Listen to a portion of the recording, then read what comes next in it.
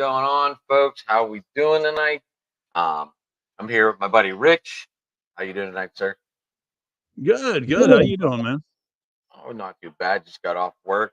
Um, yeah, obviously backstage we were just talking about that it's 2-2, and you said the top of the fifth, bottom of the fifth. Going to the bottom of the fifth. Yeah. Yep. Nick Gonzalez with the 2 RBIs for the Pirates. Nice. So last 9 games, 3-6. Rich, not a great record coming into the weekend series with the Cubs, but it's 2-2. Hopefully, we can take the lead here and move on. Not a lot Yeah. of runs scored this weekend. That seems to be another issue for the Pirates in the last 3 series. Um, they went what? I mean, they scored 3 runs against the A's, which was absolutely nightmarish. I think we jinxed them. Maybe so. I don't know. That should have been a 5-2 week at worst, maybe 6-1. And it ended up being a dumpster fire. Right, and then they went 2-1 versus Colorado. We talked to Susie obviously last week. Um, Yeah. but the runs were tied. Did you know that we went 8-8 through the series? Oh yeah. Yeah. And then obviously LA really finally beat us down. I thought that 9-0 game was hard to even listen to. It was. It was. The Angels have some players, but they're not very good. I mean, outside of Mike Trout, and Trout is hurt. Right, So now you're looking at your best players probably. Well, Rendon's hurt too. Uh, Tyler Ward, Logan O'Hoppe, maybe Taylor Ward, Taylor Taylor Ward, Tyler Ward, Taylor, I think. Taylor. Yeah, Yeah, that was bad. but yeah, I mean the Angels are definitely in rebuild. And I understand Trout's loyalty to the team and that kind of thing, but man, I'd love to see him on a team that can get him in the postseason. He's only been in the postseason once. It's kind of turned into a Ray Bork situation. Yeah. I started like ever they're showing all these highlights of Joe Sakic passing the cup on the Bork, and I keep thinking that's what's going to happen for Trout. Well, I mean, you got to remember, where's Trout from? The Philly. other side of the other side of this state. But so, maybe, conceivably, possibly, if I remember right, he has this year and next year on his deal. Maybe he does the literal hometown discount and goes and plays in Philly because they're loaded and they got a lot of those guys locked up. He got a heck of a lot better chance in Philly than he does in LA with the Wow. Angels. Oh my! I think who knows? I'd like to see him end up in Philly. I just would. I don't want to see Philly win, obviously, being a Pirate fan, but but But you sometimes want you to see root for him the win. guy when it comes to that situation. You don't Yeah, always you root. want to see him win. Yeah. I mean, it's like I would have loved to have seen Edgar Martinez win. Oh, absolutely. You know. Even when he was playing up in Seattle. Uh-huh. There's just those guys that are quality. I hate, like, down here, I hate the fact that we won a few years after Beltre retired. You know, it would have been nice to give Adrian a ring. Um, but hey, it's even easier now for these guys to get one than it was. Just imagine like Ernie Banks and guys like that. Well, you speak of that, but the ring isn't always needed to get into Cooperstown either. No, no, no, no, no, no. And I'm not saying it is. But what I'm saying is when you get a guy that's that good, that is one of the, one of the elite players, a Hall of Fame player, you want him to get a ring. Yeah, that's why I'm glad Ivan Rodriguez got one in Miami. Yeah, because he sure as heck wasn't going to get one in Texas. He went to Miami, got one. I'm happy. That's great. You're happy for him when it happens. if it's man. a good guy. If Pittsburgh, it's a guy like Bonds, huh? many Pittsburgh people on that Miami team. Florida. Florida, Miami, yeah, whatever they were at that point in time. They were the But you know, Marlins. a guy like Bonds, you know, I don't care. I didn't care, you know, when they were playing the Rangers in the World Series, I didn't care I mean, if they won it or not. the Angels. Which is funny because the manager of that team that won the 3 World Series with the Giants, Bruce Bochy. Right. Right. You know, I wanted Bonds to win one. I really did. I I just want. I I never want. liked Bonds' attitude from the jump. I never really did. You couldn't take away that. You couldn't take away that ball and bat speed, and you couldn't take that away.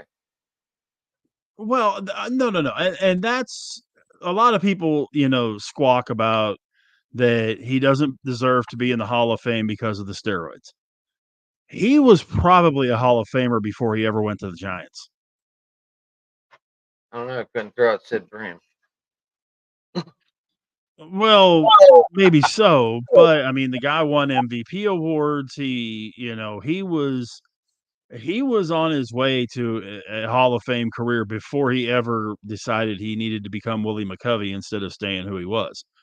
Um, so I never liked his attitude from the beginning. I just always thought he was one of those cocky, um, you know, look at me, I'm more important than the team, yada yada yada kind of guys. Well, he was. He made it that way, obviously, Sure. but he also backed it up. Okay. To a That point. I mean, I mean, someone yes. has someone has Was he a more premier player? Sure. walks. When someone has more intentional walks than batting appearances, that's pretty phenomenal. Well, yeah. Yeah. But again, that, you know, that whole era when you had, you know, and are there guys, you know, that's like you have people talk about did Pujols do them? Come on. You know, they still talk about, you know, the funniest one that I saw, and I was like, there is no conceivable way. There's people that say Miguel Cabrera was taking him when he started. Have you seen Miguel Cabrera? Not lately. I don't remember him when he first came in the league either with the He Marlins. doesn't look he don't look much different body-wise. You know, when he retired, he might be 20, 30 pound heavier, but he's just there. There's not a physique to him at all. You know, and you just sit there and shake your head, you know, "Are you serious?" Um, and the argument that I've always had, you know, I was a big Rafael Palmeiro guy. That was probably my favorite guy from that era in terms of the ones that either did or didn't. And yeah, I've always stood by the theory that yeah, can it help you hit the ball further or harder? Sure. Does it help you hit it? No. Steroids don't help your hand-eye coordination. No, God, no. No. And that's the one thing that never took away from Bonds. Yeah, If he did them. I We don't really know. We can assume that he did because he blew up like a madman. But he never tested positive. uh-huh. Yeah. What's that one they always throw in there? Allegedly, even though you know that always makes me laugh because a guy could literally stand in front of the TV camera, shoot someone in the chest, kill the guy, and they're gonna say the alleged shooter. Eh, walks like a duck, quacks like a duck. Bonds did it. Canseco did it. McGuire did it. Must be a duck. Yeah. I mean, we all know they did them. A-Rod But did them. that was the era that saved baseball. And the MLB Yeah, did nothing to shut it down until well after they decided to punish these guys. Well after the fact that they saved the game of baseball. If it wasn't for well, they that did. home run, if it wasn't for the home run chases, no one would have given a rat's ass about this game. Yeah. The strike in 94 should have killed baseball. It would have. I think the baseball we see now, we'd see crowds like they see in Oakland all the time if we didn't have that. The Sosa McGuire race, you're right. You're 100% right. It saved the game because when that strike hit and they cost them the World Series in 94 and all the things that could have happened with that. Because you got to remember, you had an Expos team that was far and away the best team in the league. You had two guys going for 400 at that point.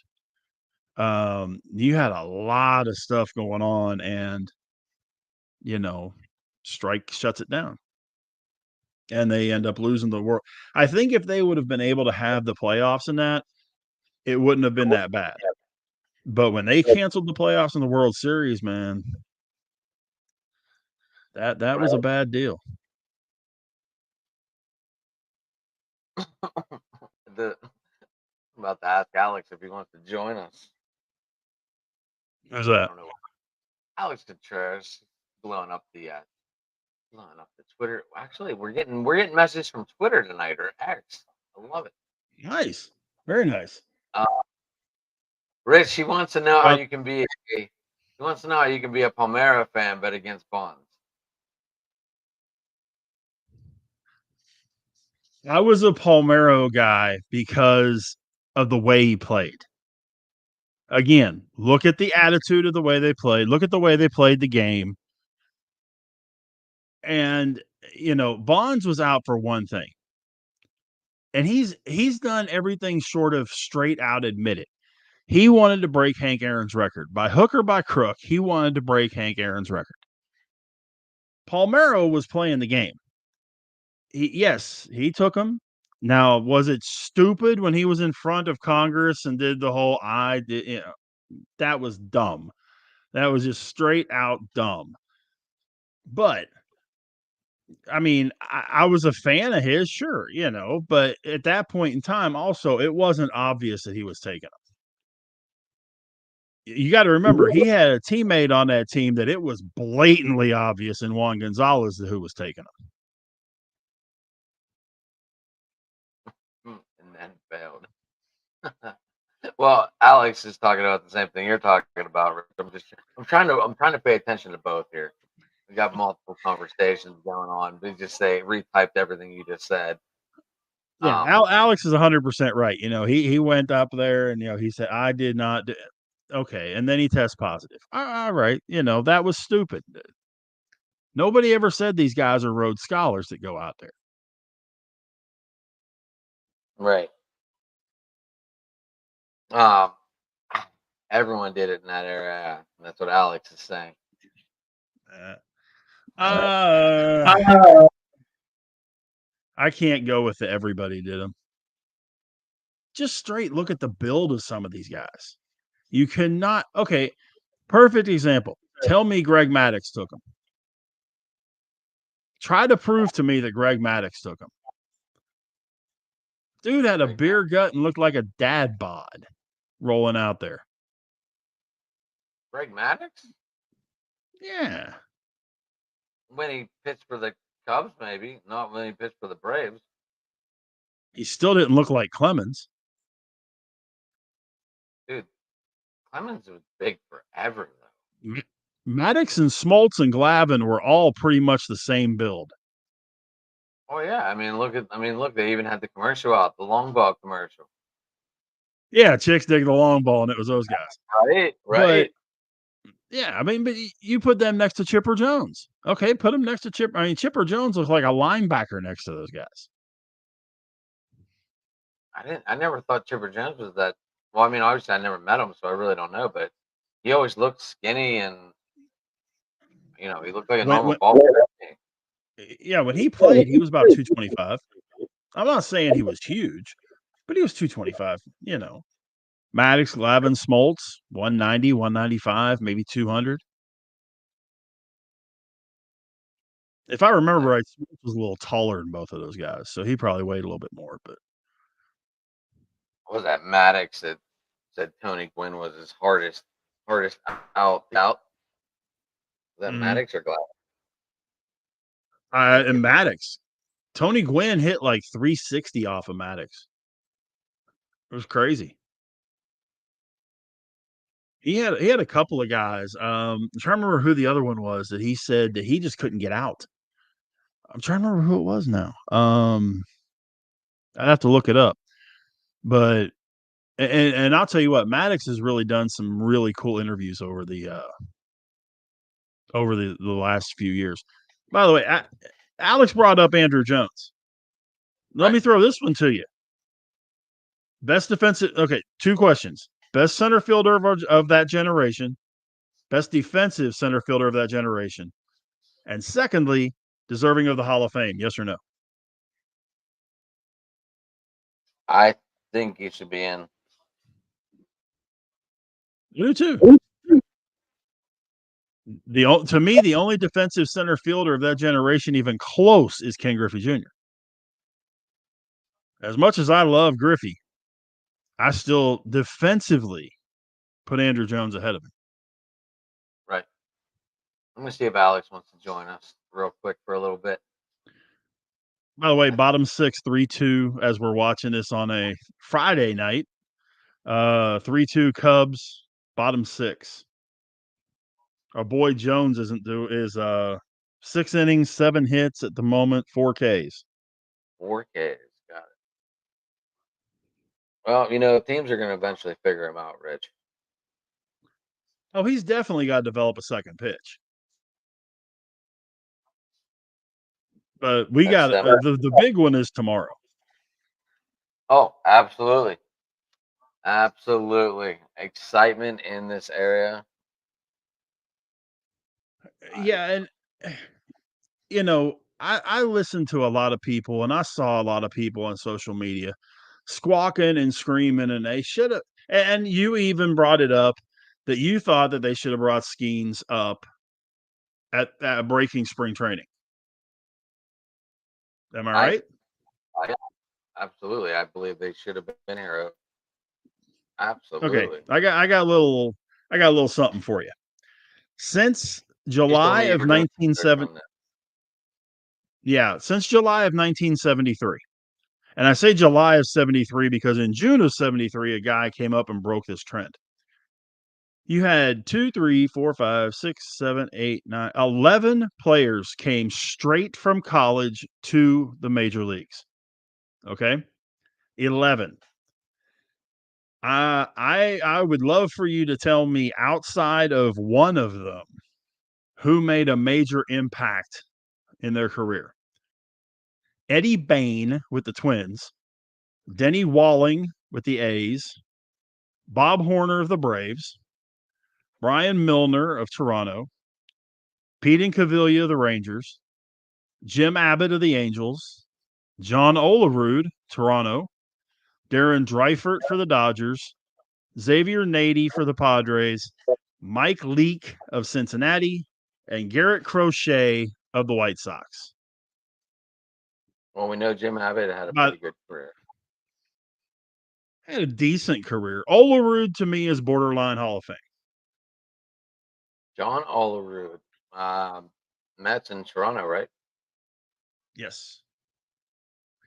But the only guy that broke the trend out of all this of being, or having a semi decent career was the guy that came up in June of 73 named Dave Winfield.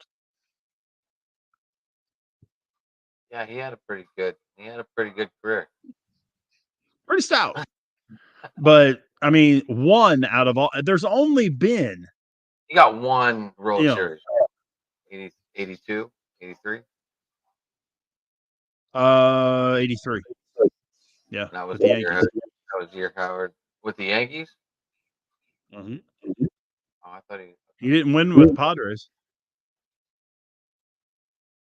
He wasn't on the team in 84 when they played the Tigers. He wasn't on that team. But I say that to say Skeens spending some time in the minors, I think is going to be just absurdly beneficial. I really think that, he doesn't have to be concerned about the pressure and all that of going straight out of training camp or spring training, straight onto the field. And of course, everybody going, this guy's going to be the savior of the Pirates franchise. Okay. Let the man get his feet wet in professional ball. Let him do some good things because, I've got his stats right here, and these are ridiculous. 0.99 ERA, 7 starts. He went 27 innings, gave up 17 hits, 1 bomb, struck out 45 in 27 innings, and That bomb walked 8. came in the last 2 starts. Then. Sir? I think that bomb came in the last 2 starts because I don't recall seeing one before that. Yeah. But I'll take that. You give me 1 bomb every 27 innings, I'll take that. I thought he was ready out of spring training. I'm glad for one of the few times since this regime has been in Pittsburgh, I'm happy that they sent him down for a while. I really am. I think that you're going to see a better Paul Skeens, a more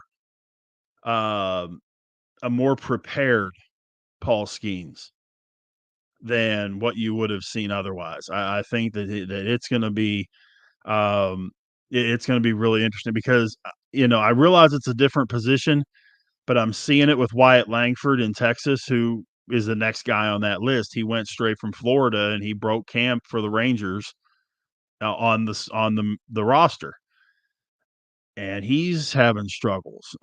Even some of the guys that did take some time going in, like Jackson Holiday. I think we're going to see.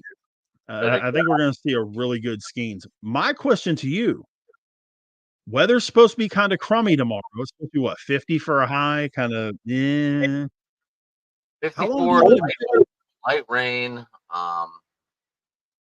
They say it's supposed to clear up about 3:00, so we'll see.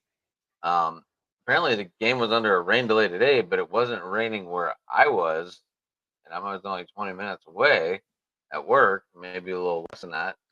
I checked with my buddy on Facebook. He works down there, and said, "Come buy a beer for the rain delay." And I was like, "Rain delay? What the fuck are you talking about?"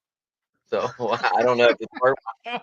I didn't know if the tarp was on or what, but he was down there vending, and that's where I was like, rain delay. But tickets were selling fast. StubHub was selling upper deck seats for when I looked, it was 55 a seat for upper deck 300, which are usually the cheaper seats in there. So people were already gouging prices already. I mean, because I looked to buy, I saw 47, and then I was like, shit, I'm not off. I'm not off. I can't even go. And then I forgot that it's Mother's Day weekend, and my sister forgot to tell me that they were doing stuff with my mom on Saturday. So guess who still has to work? And then if I would have got off and went to the ball game, I would have never heard the end of it. Very true. And by the way, for those who are listening that are interested, on SeatGeek as we speak, you can get a ticket in center field, section 135, row C, for $42. So SeatGeek's a little bit cheaper right now than StubHub. Well, and they include all the fees in that too. But you've got a lot of outfield seats that are like 42, 44, $45 for tomorrow's game. But how long do you let him go? Do you put him on a do you put him on a pitch count? Do you put him on an inning count? Or let him go. He's already warmed up. He's already loose. Oh. We've already pitched what? He's already faced. He went toe to toe the other night with Alex Manoah. At Phoenix. Yeah. Went 6 innings, I think. That's when he gave up the home run when he pitched to against Alex Manoah. Against Alex Manoah, yeah, you're right. So he went toe to toe with him for 6 innings, and Alex only went 6. I don't know if he was. Alex said, "Let me pitch more," but that's unusual for a MLB pitcher to go that long, even on a rehab stint.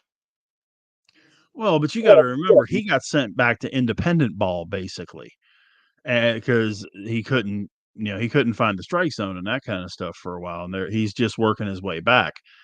The big thing, and I'm with you. I let him go. Now, the one thing I can tell you, if it does happen, if there's a rain delay during the game, he's done. You've got to come out. Yeah. I don't bring him back out. Does it matter what inning though? No, So I mean, if there's a rain because delay after the first inning, you're gonna pull Skeens anyway. if there's a rain delay in the second inning, I pull him. Even if Because it's he's gone through all that to warm up, to get his muscles going, to get everything revved up, all that kind of thing. And then he has to sit for 30, 45, 60 minutes and then try to go back out there. And I realize they can throw, under the stadium and all that kind of stuff. But it's taking him out of his rhythm. It's taking his body out of routine. I wouldn't mess with it one drop. Would not mess with him one. This could. A lot of people are comparing him to Steven Strasburg, and that could be the case. But I just hope and pray he's not Steven Strasburg. Talent wise, sure, but I just hope and pray he's not Steven Strasburg when it comes to his career, because Strasburg couldn't stay on the field. now, Strasburg got injured a lot, a whole lot, and he But I was mean, full of talent. Strasburg was full of talent, and was that because of the whole inning thing? Was that because? But now, you wonder, like with the clock and all that, all these new people coming out with Tommy John, which is really high lately, because they're being rushed to pitch. I How bad is that okay. hurting? Wait. Time out. I knew we were eventually going to get to this particular topic. The Tommy John stuff and the guys blowing their arms out has zero to do with right now. It has to do with the fact that you got 10, 11, and 12-year-old kids out there snapping curveballs and working muscles and tendons that aren't fully developed yet. And they're playing select ball. They're playing, select tournaments year round. They're not giving their arm a chance to rest. They're not playing another sport because they're too concerned about doing it year round. You've got kids. I tournament direct for a lot of stuff. My son-in-law is an umpire. Excuse me. I watch these kids, 10, 11, 12 years old, snapping curveballs, many of them a game. There's kids at junior highs and high schools here in Central Texas having Tommy John surgery because they're blowing their elbows out from throwing curveballs. This early in the year? That's where the problem is. Right. When their tendons and muscles in their elbows are not fully developed until they reach age between 16 and 18, closer to 18. They shouldn't be allowed, and there's got to be a way to do it. But there's got to be a way to not allow these coaches and these pitchers to be snapping off curveballs and putting that torque on the elbow when they're not old enough to be developed yet. I don't think they should let them do it till they get out of high school. If you want to throw a curveball, change your grip and still throw it like a fastball, but change your grip on the seams and it'll curve. That was the way I was taught. That's the way I was taught. Overhand, and you had to hold it on a certain part of the seam, and then with no twist, the ball just snapped out of there. Right. You hold the horseshoe to either side.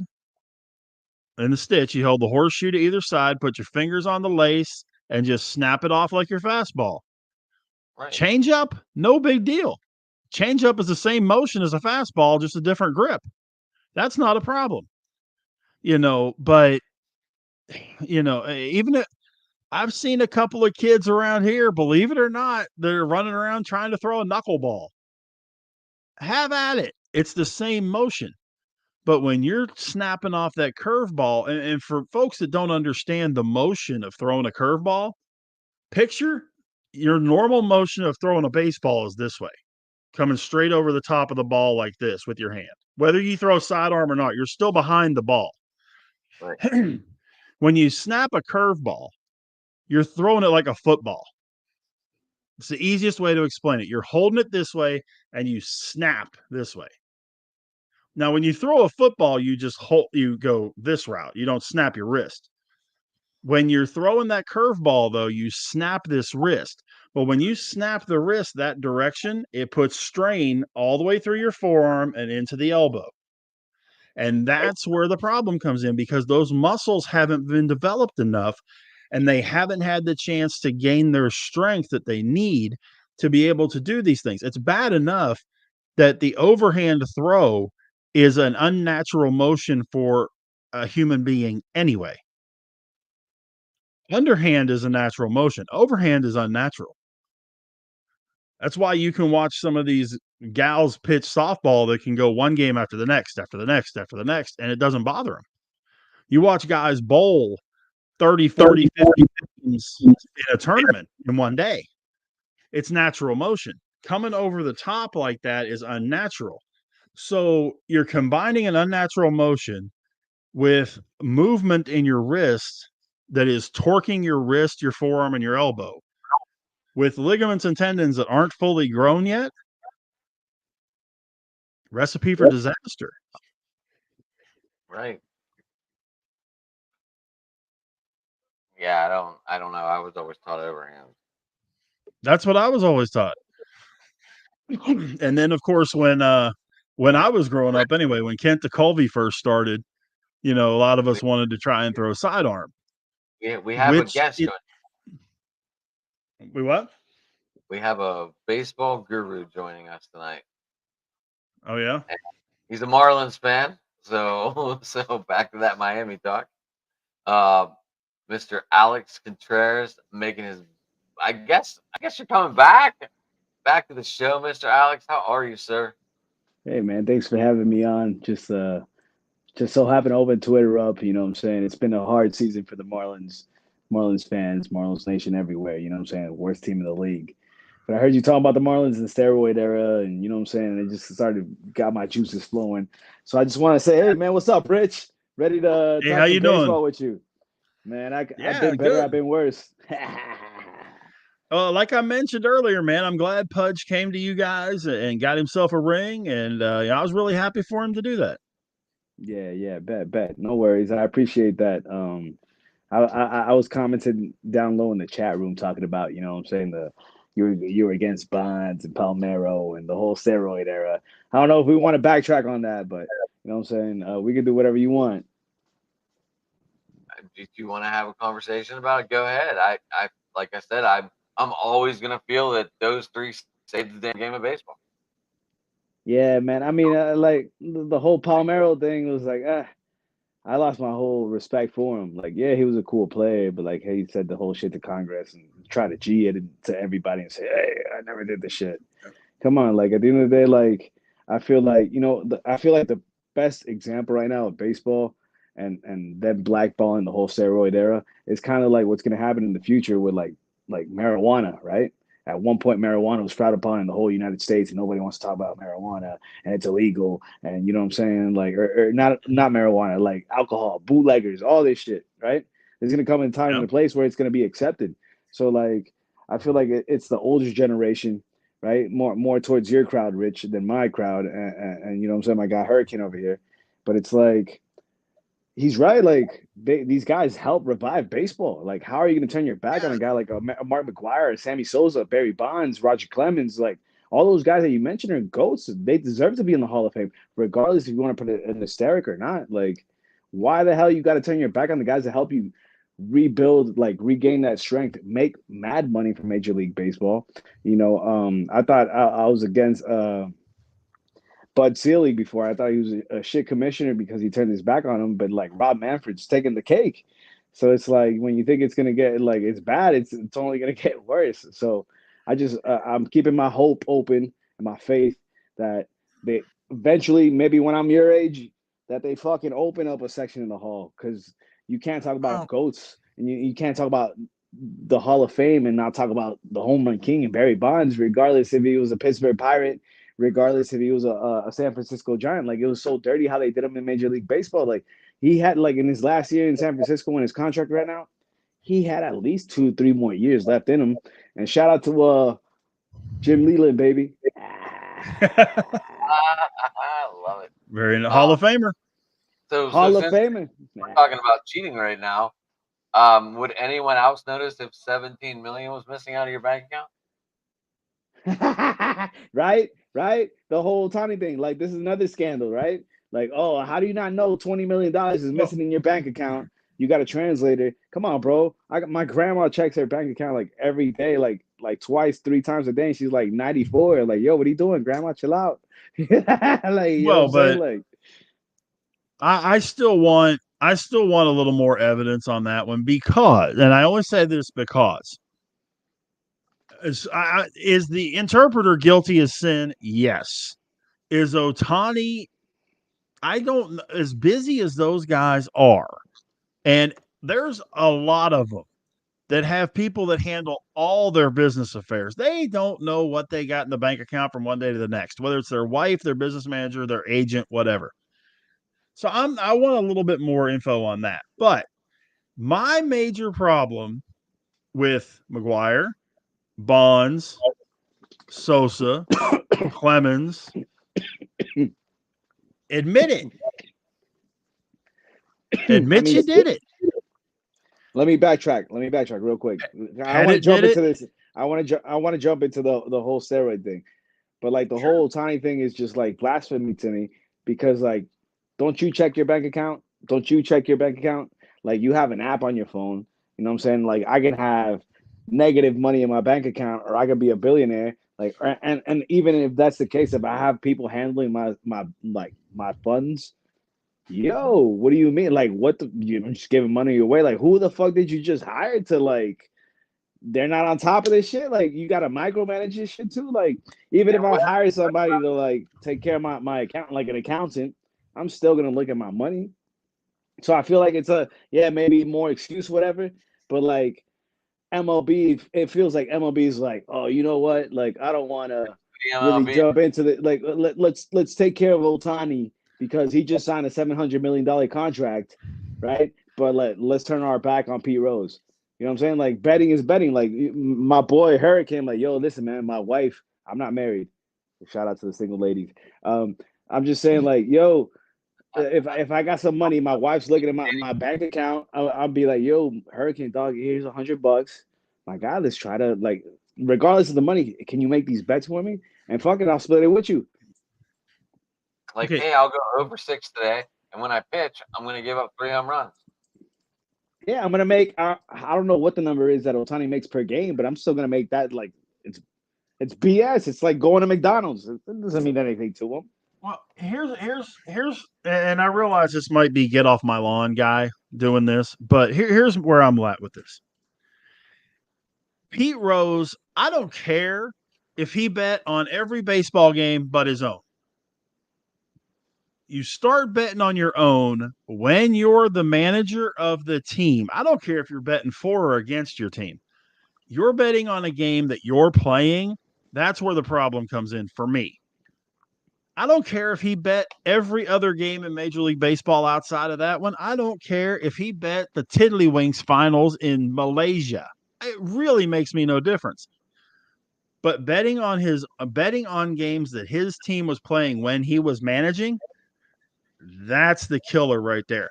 And that's why I say I want to see more information on this other thing too, because if this clown was betting on the Angels whenever Ohtani was pitching and that kind of, now we got a whole different, now there's a whole different spin on this whole thing. And now we got more, more digging we got to do and things like that. 17 million for a guy like Shohei Ohtani missing out of his checking account is like $17 missing for any of us. I mean, I can back you up if he was already making the $700 million, but like, damn, 20 million is a big sum. And like, going back to Pete, Like, yeah, he could. Like, I'm with you. Like, yeah, he bet against his team, but like, who says that maybe he bet against the Reds losing and like he was making moves for them to lose? Maybe it was. I'm betting that Pete Rose is gonna get a hit today. I'm gonna bet fucking $100 that I'm gonna get a hit today, and he fucking puts money on it, and he goes out and gets a hit. Like, there's nothing wrong with it. Like, you look at the modern world today, people have betting apps all over, like in whatever state you're in. Shout out to Florida Hard Rock Stadium, the betting app. Like, I bet on the Marlins. They're gonna fucking lose. I'll make a couple bucks. Does that make me an asshole? Maybe. But hey, I'm making some money because I need to make some money. So like, there's nothing wrong with it. And I think like the whole Pete Rose thing, maybe it's an ego thing. And going deeper into the shit with like Otani, maybe he told his boy like, yo, you know what? Today I'm gonna get 12 strikeouts. And maybe it was like a self-confidence, like an ego boost. Like, you know what? I'm gonna do this. I'm gonna bet on myself. And I like because the Angels are trash. They had a Trout and Otani, and they still didn't get anywhere. So like maybe it's just like an ego boost type of thing, and let me make a couple bucks while at it. And if I win the bet, fuck it, you can keep it, Ipe, or however you pronounce his name. Okay, so here's the thing. Like, this happened before we signed the $700 million contract. What was his contract before he signed the $100 million contract? So I just looked up. He earned $42.2 million in his 6 seasons with the Angels. Chump change. It was a sweetheart contract. I would love for Otani to play for the Marlins for $42 million, even though they don't fucking ever open their wallet.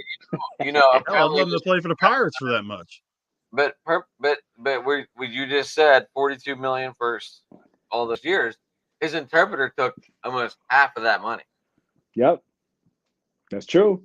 Well, you can't. Otani was just thinking in Japanese currency. No way.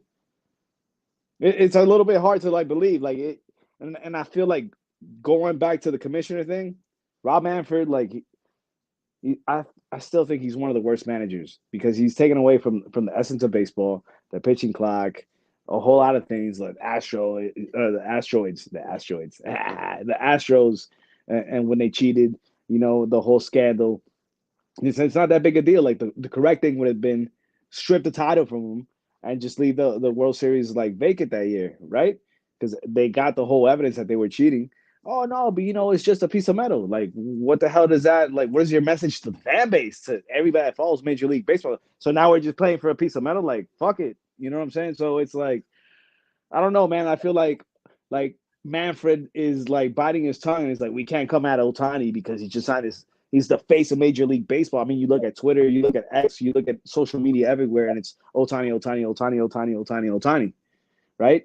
So like they don't have the luxury of saying, let's break down the law, which he would have some fucking balls to say, let's really do an investigation how fucking what's his name, Bud Selig did, and let's bring the guy that investigated the whole steroid thing.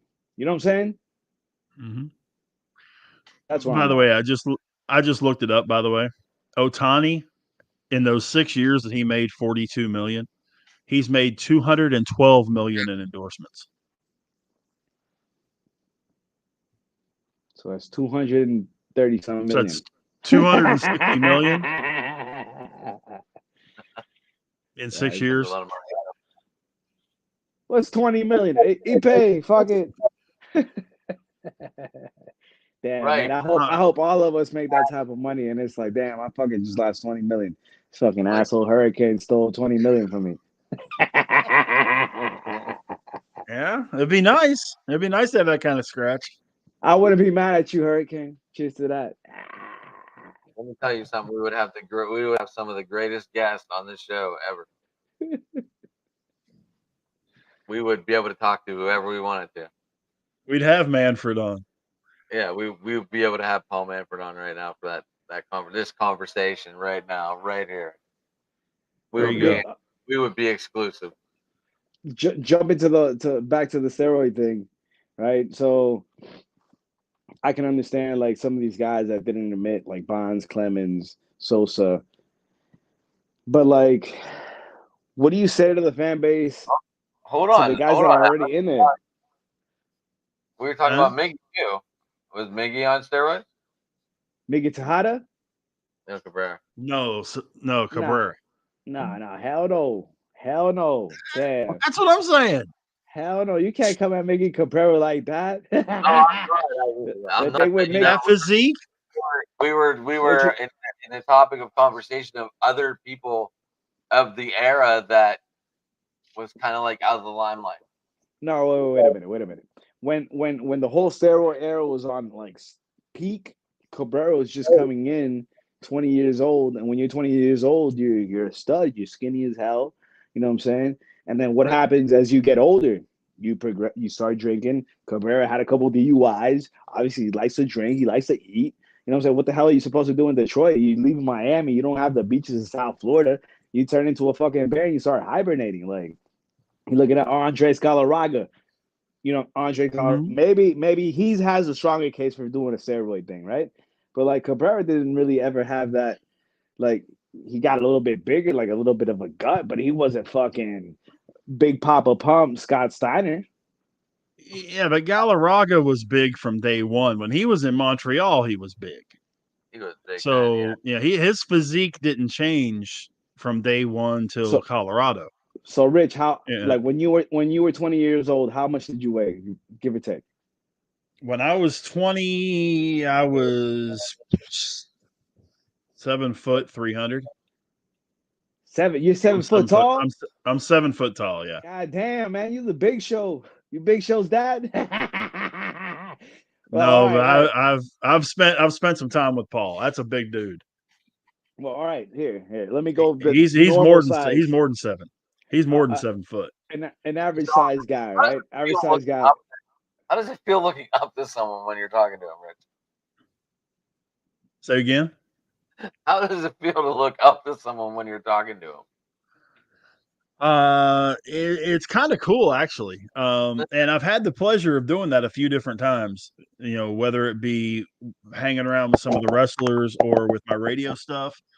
I've run into a lot of basketball players or 7'2", 7'3", 7'4", that kind of stuff.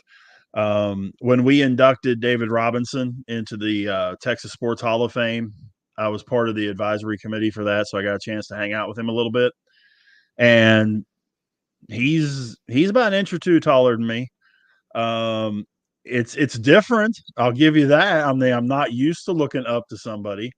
But the funny part is just the build, because Robinson, and now granted that was 10 or 12 years ago, I guess, when we inducted him. He looked like he could go play again. He really, honest to God, did. He looked like he was in good enough shape. He'd have gone back out there on the court and play again. Some of the guys, no, but like Isaiah Austin that played at Baylor that had the heart issue. He was supposed to be like a top 10 pick in the NBA draft and had the heart issue. They found a hole in his heart. And but he's 7'2", 7'3", and weighs like 240. Rail thin. Then you get a guy like Show, or a guy like I've seen Shaq. I've never actually been next to him, but you get those guys with those big, broad shoulders and that kind of deal. I mean, I can stand behind them. It doesn't matter. It's crazy. It really, honest to God, is. Well, that's pretty dope. That's pretty dope. I remember being a kid in middle school, and we would meet up after school, and we'd all like wrestle and shit, and people would pick who they were. People would pick like Kane and the Undertaker, Andre the Giant, and I would be like, all right, fuck it, I'll be the Big Show and chokeslam motherfuckers. But I guess that's why it stopped my growth, my height. You know what I'm saying? I was like the bigger kid, you know what I'm saying, in the middle school days, and now it's like, damn, I got stuck at 5'10". I'm 5'9.5", but I push for the 5'10", depending on what I put the Nikes on. Round it up. You always round it up. But yeah. So all right. So going back to the whole thing, right? So I was, let's say, a senior in high school. I weighed 175, right? Okay. 5'9". Yeah. As you progress in life, I'm in my 30s now. I'm weighing 190, 185, 190. You know what I'm saying? Like, that's not too bad. You know what I'm saying? You gain a little bit of weight, but I don't know, man. Like, they're athletes at the end of the day. You're going to gain like 20, 30 pounds, but you're not going to gain like 40, 50 pounds. Like, it wasn't anything drastic. Like, you can't say Miggy got so big. Like Bonds, yeah. Bonds got like a turned savage, right? But still, like, it's just like... and that's something we were talking about earlier. They don't help you hit a ball. They don't help your hand-eye coordination. Do they help you hit it further? Sure. Do they help you hit it harder? Yeah. But the biggest thing they do is help you work out better. And you get some of these guys that are, you know, gym rats that are in there working out all the time. A Juan Gonzalez, a Barry Bonds, a Canseco, a McGuire, a Sosa. Those guys are in there and they're hanging and banging all the time. And those are the guys that you would have with the steroids. A guy like Miggy or Maddox or Smoltz or Draybeck or guys like that. No. I I think mean, people say Frank Thomas. Frank Thomas was the that Big big when he Hurt. was at Auburn. The Big Big Hurt was that big at Auburn, guys. I don't care what anybody tries to say. He was that big at Auburn. My thing is, No, my I know thing I here, watched the rookie card. I can tell you that much. my thing here is like, what do you say to the like? How do you feel, Rich? Right? Like Piazza's in, Pudge is in, Poppy's in, right? These are all guys that like did roids or had a connection, and at the end of the day, it just feels like a popularity contest. No, here's where I think the forgiveness factor comes in. Because at some point, I really think that, and this is another guy that's borderline, is Andy Pettitte. Admitting that you did them gains that forgiveness factor. See these other guys.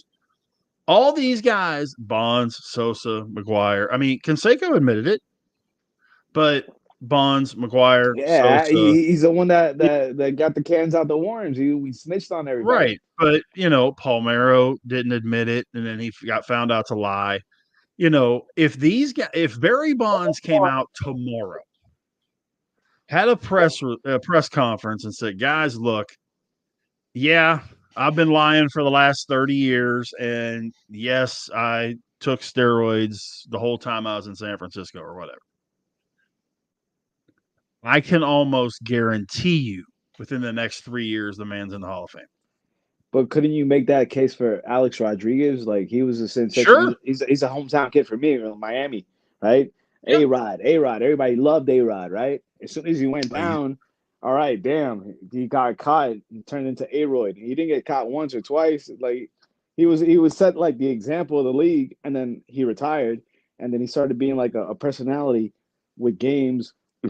Excuse me. And he tried to have people like win him over as a personality, like broadcasting games, talking about baseball, and it's like, how the hell? All of a sudden, now Alex Rodriguez has everybody in his pocket as a Fox broadcaster or wherever he was at. But that didn't make a difference. He's still not in the Hall of Fame. He's probably not going to get in the Hall of Fame unless we get a woke commissioner one day in the future. Oh, but it goes back to the same thing, just like with, when we were talking about this, when did A-Rod ever come out and you can test all you want and prove that they did it. Okay. You can do that all day long and they're still going to sit there and deny it until they come out and admit that they did it. They're never going to get that forgiveness from the writers, from the fans, from anybody. What happened when Andy Pettitte came out and said he took him? Gary Sheffield did too, and Sheffield's not a Hall of Famer. What do you mean he's not a Hall of Famer? Look at that. Sheffield's not era he was in. 500 home runs. You don't think that's a quality candidate to get into the Hall of Fame? Sheffield's not Hall of Fame. You know what? Right. That's your opinion, and every mind's a different world. And I respect it, but I don't share it. You know what I'm saying? Like Gary Sheffield, definitely 500 home runs doesn't happen every day. No, it doesn't. And I agree with you. But I have always had the I guess guidelines or whatever you want to call it for a Hall of Famer. And number one on that list is you have to have been a top 5 player at your position for a 5-year or more period of time. Gary Sheffield was never that. Was he a hitter? Oh, hell yes. The man could hit the ball like crazy. Pull up the stats. Where was he a top 5 player at his position though? He helped a lot of teams. He was all over the league, but he helped a lot of teams. He helped the Mets, he helped But the when Yankees, he helped the Braves. I You get talk about that, but again, generations, and he left his mark on generations. Like how many people he came up did. and just did his swing? You're talking about he's not a I like I have no doubt of that. Adrian Beltre just got into the Hall of Fame, and he didn't Yep. have anywhere near the same amount of numbers. Maybe he had a little bit more Gold Gloves. No, but If you're talking about you want a rounded player getting into the big leagues, into the Hall of Fame, you can argue that. But there's guys that Mike Piazza, he wasn't a Gold Glover. He was there because of his offense. Big Poppy was there because of his offense. So you're telling me Big Poppy no, couldn't no. go head to head Well, with David Ortiz? What about Manny Ramirez? He wasn't a top yeah, player in his prime, sure he was. definitely.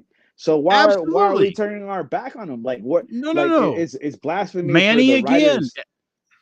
The But writers say, "Hey, we're voting for the best players," and I just feel like it's like a no disrespect to you. I'm not talking about you, but it's just no, like an old school boomer mentality. Like we're not gonna put these guys in because they did it the wrong way. Or we don't agree with that shit.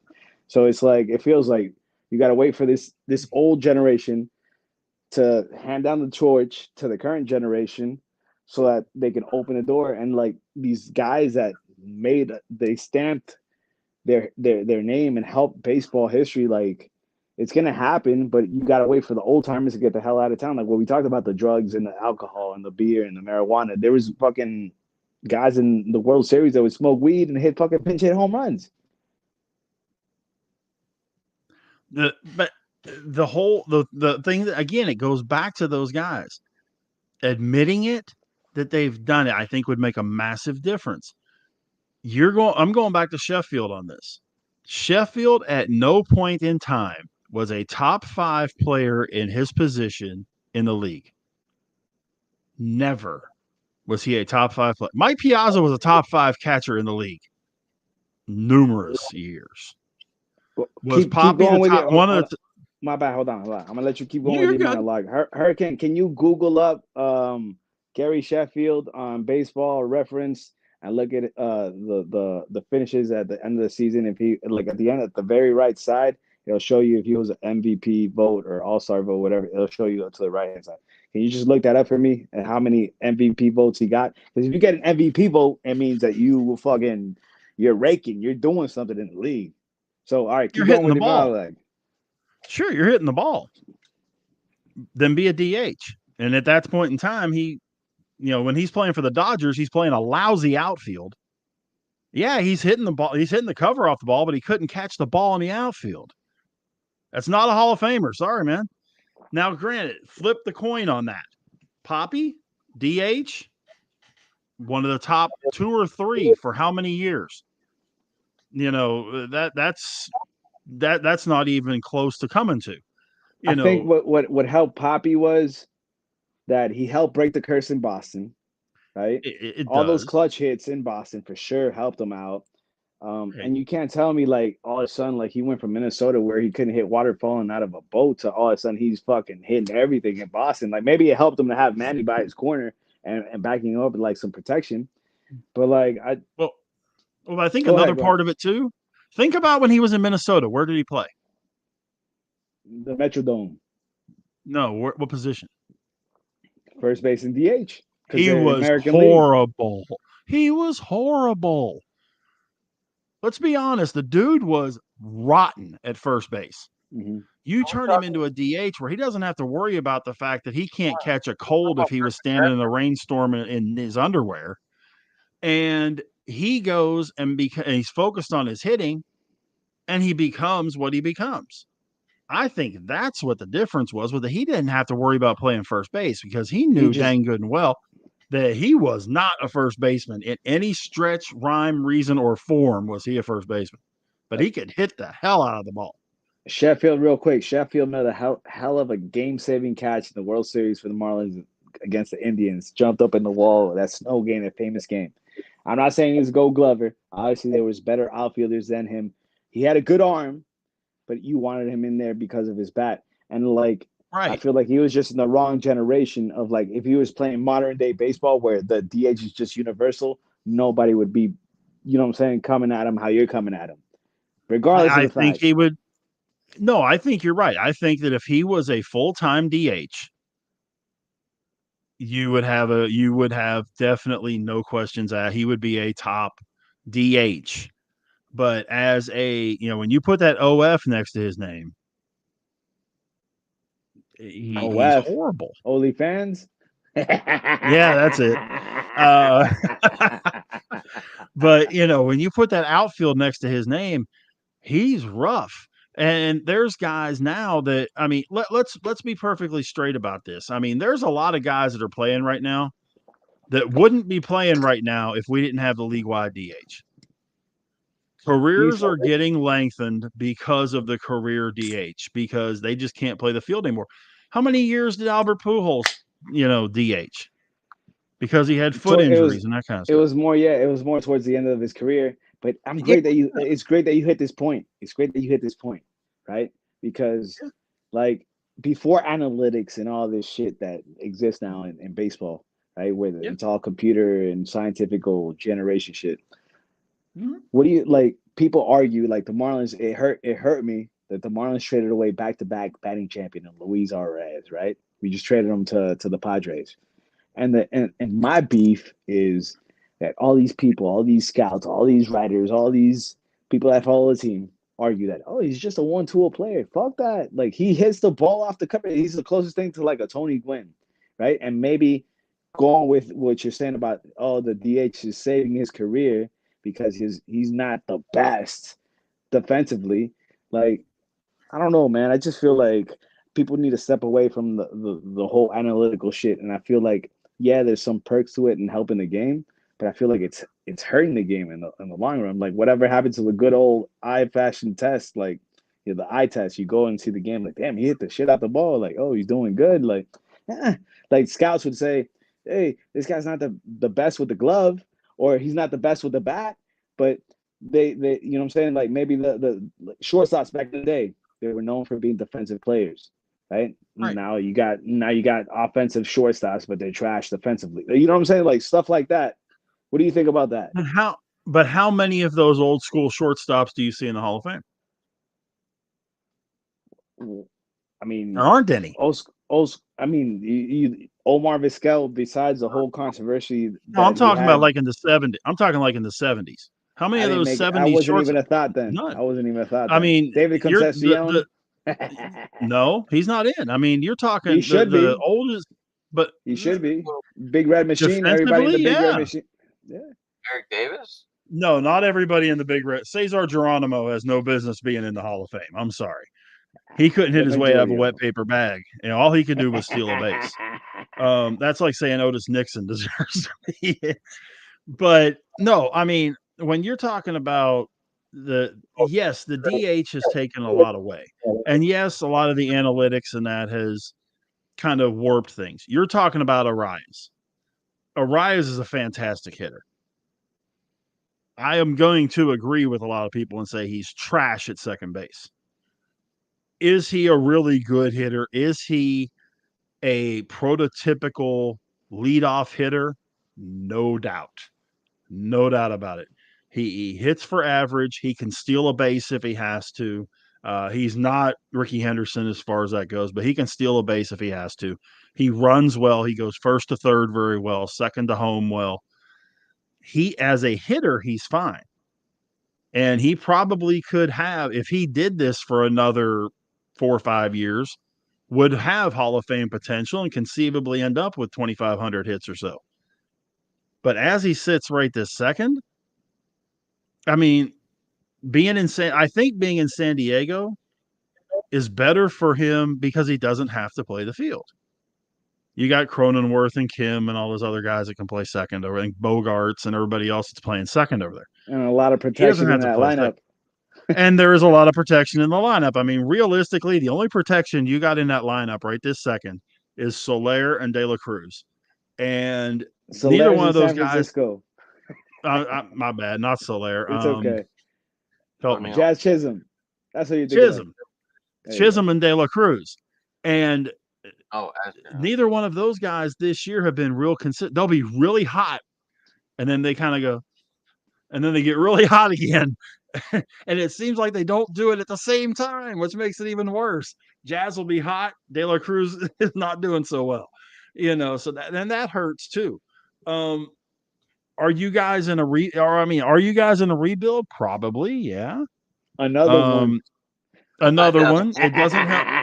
It doesn't help that Sixto Sanchez has been hurt, and Sixto, man. Perez. They Let me they tell you really about a dropped the shortstop ball that on we Sixto. could have talked about that made the Hall of Fame in the 70s. There Robin you go. Yount. Brewers. Shout out to the Brewers. Well, but Robin Yount played shortstop for 3 or 4 years and then moved to center field. Oh, he still made the Hall of Fame. Does that count? He did. No, he did. He had 3,000 hits. He won Gold Gloves at both positions. He won Gold Glove as a shortstop and a center fielder. 3,000 hits. 300 homers. Maybe. Well, there was another good one too that was short to third. If we're going to talk about that guy, Who's that? Cal Ripken, not 70s though. Yeah, Ripken was mid 80s, and really most of Yount's career was in the 80s too, because he was a rookie, I think, in 77. Ozzie Smith. But yeah, I mean, 80s, right? yeah, when you right. Ozzie's rookie year was 79 when he was in San Diego, and then he got traded to the Cardinals for Gary Templeton. So is that so count for a 70s shortstop or no? That era, yeah. I guess you could, yeah, because that still was the era where shortstops didn't really get paid to hit. They got paid to play the field. Cal Ripken broke that mold. No question about it. He definitely broke that mold when he came up because he was the first of the shortstops that really had power, legit power. A guy like Ozzie, what would he hit? 5 or 6 home runs a year? Yount would hit some, but he wasn't going to hit 25 or 30. Meet Robin, but he could hit. Really nice guy. Say again? I got to meet Robin. He's a really nice guy. I've heard that. I got to talk to him heard for like 10 minutes because I got him out of a crowd at PNC Park when I worked there. Nice. I just saw him mugging someone, and I was like, "Come with me." And I knew, I knew he was part of the Brewers at the time, but I didn't know who he was. He's like, "Hey, I'm Robin Yount." Like, oh shit! I just like, I didn't realize who he was. Him and Molitor is the most underrated second base shortstop combination in the history of baseball. I was going to say Jack Wilson and Freddie Sanchez. I was going to say Alex Gonzalez and Luis Castillo, but we can keep this going. How about Jay Bell and Chico Lind? I'm out of here. That was funny. Hey, man, Rich, like, all right, so we were talking about the prototypical shortstop, right? The defensive shortstop from back in the day, our days, right? Well, you're back in the day, way back in the day. But I'm a little further back than you, a little bit, just a little bit, right? So the shortstop I'm 52, so there you go, so 20 years on me. So the shortstop was always a defensive guy, and like you can like live with it. Besides the universal DH thing, right? The center fielder was always a speedy guy, right? Like you didn't have to be a homer guy. Like now, how do you feel about nowadays? Like you see a guy like Aaron Judge out in center field or Mike Trout. Like you typically back in the day, those guys would be more like corner outfielders. Like when I think about a center fielder, I think about like a Kenny Lofton or a Juan Pierre. You know what I'm saying? Guys like that Marquise Grissom. That were like eye contact guys that would just like speed and get on base, and that was their job. The athleticism of the last, let's say, Speaking of Juan Pierre, Alex, obviously you're in Miami, you're in the area. Someone told me that man ran a mile on a treadmill on the highest plane it could go in like under 9 minutes. Yeah, I mean, come on, it's Juan Pierre. He hits those 60 bases. He's fast as fuck. I have that Marlins jersey somewhere. I just don't know where it is. Juan Pierre. I don't know. It's me, center fielders and me just like clicked. I don't know why. I had a Juan Pierre jersey. Hold on, let me pull this Center up. field. There it is. There you go. That is the guy. Is that the Juan Pierre jersey? The good old days. Oh, Nah, it's not a Juan Pierre jersey. But I'll be honest with you, a real Marlins fan never buys a player jersey because they're gonna ship them off anyway. But I do That- have the Juan Pierre. I do have the Juan Pierre bobblehead, baby. Check it out. There you go. There, like Rich. Have you ever been to Marlins Park? Have not. They have a bobblehead section in. I want to say it's right field. The whole it's all encased. There's every bobblehead throughout the league in this whole entire section walking, and you walk down and back, and you just look at every bobblehead that was ever created. Wow. A That's bobblehead cool. museum. But nobody's gonna go check it out because our team's trash. I mean, why would you? I mean, spending your hard-earned money to fucking watch a 9 and Knock off the 27 lost team. You could be a White Sox fan. Hey, at least we got 2 championships, right? Could be worse. Could be. But that's the thing. Like, you want to go to these shitty teams to try and knock out that park because you can go there for $12. Nah, even cheaper than that. I saw a ticket I'm the other day for $1. I was- The $1 on SeatGeek, but the fees were like $6. And you guys were talking about center field for 42 in Pittsburgh. Get the hell out of here, Pittsburgh. I like sitting behind the bull. I like sitting behind the visiting team bullpen, especially if you're a fan of that team. Maybe sometimes the catchers throw up balls for your kids and stuff, and Yeah. it's nice. I know my son Josh, when we were in Miami, got a ball from Ryan Domit. I think he was in the pen that night. So that was cool. I mean, my kid loved it. He was like 8 months old, but he still knew what a baseball was. So I don't think he Yeah. remembers going to the park, but we have pictures. And if it wasn't for pictures, he was like, I never went there. Yeah, he went. But then he caught a foul ball in PNC Park, and that made his whole world. Oh yeah. It was nothing like I never even got a foul ball from an actual game. I've gotten a couple. First one I got hit me. Oh, that We were at a Rangers game. I was probably, oh gosh, 8, 9, and I had moved up in front of my parents. They were in the 2 seats behind me, and Al Oliver, scoop, pop fly goes into foul territory, and my dad's like, I got it, and he missed it.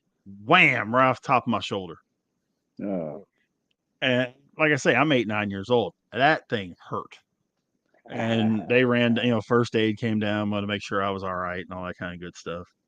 Got an Oliver signed ball out of it though.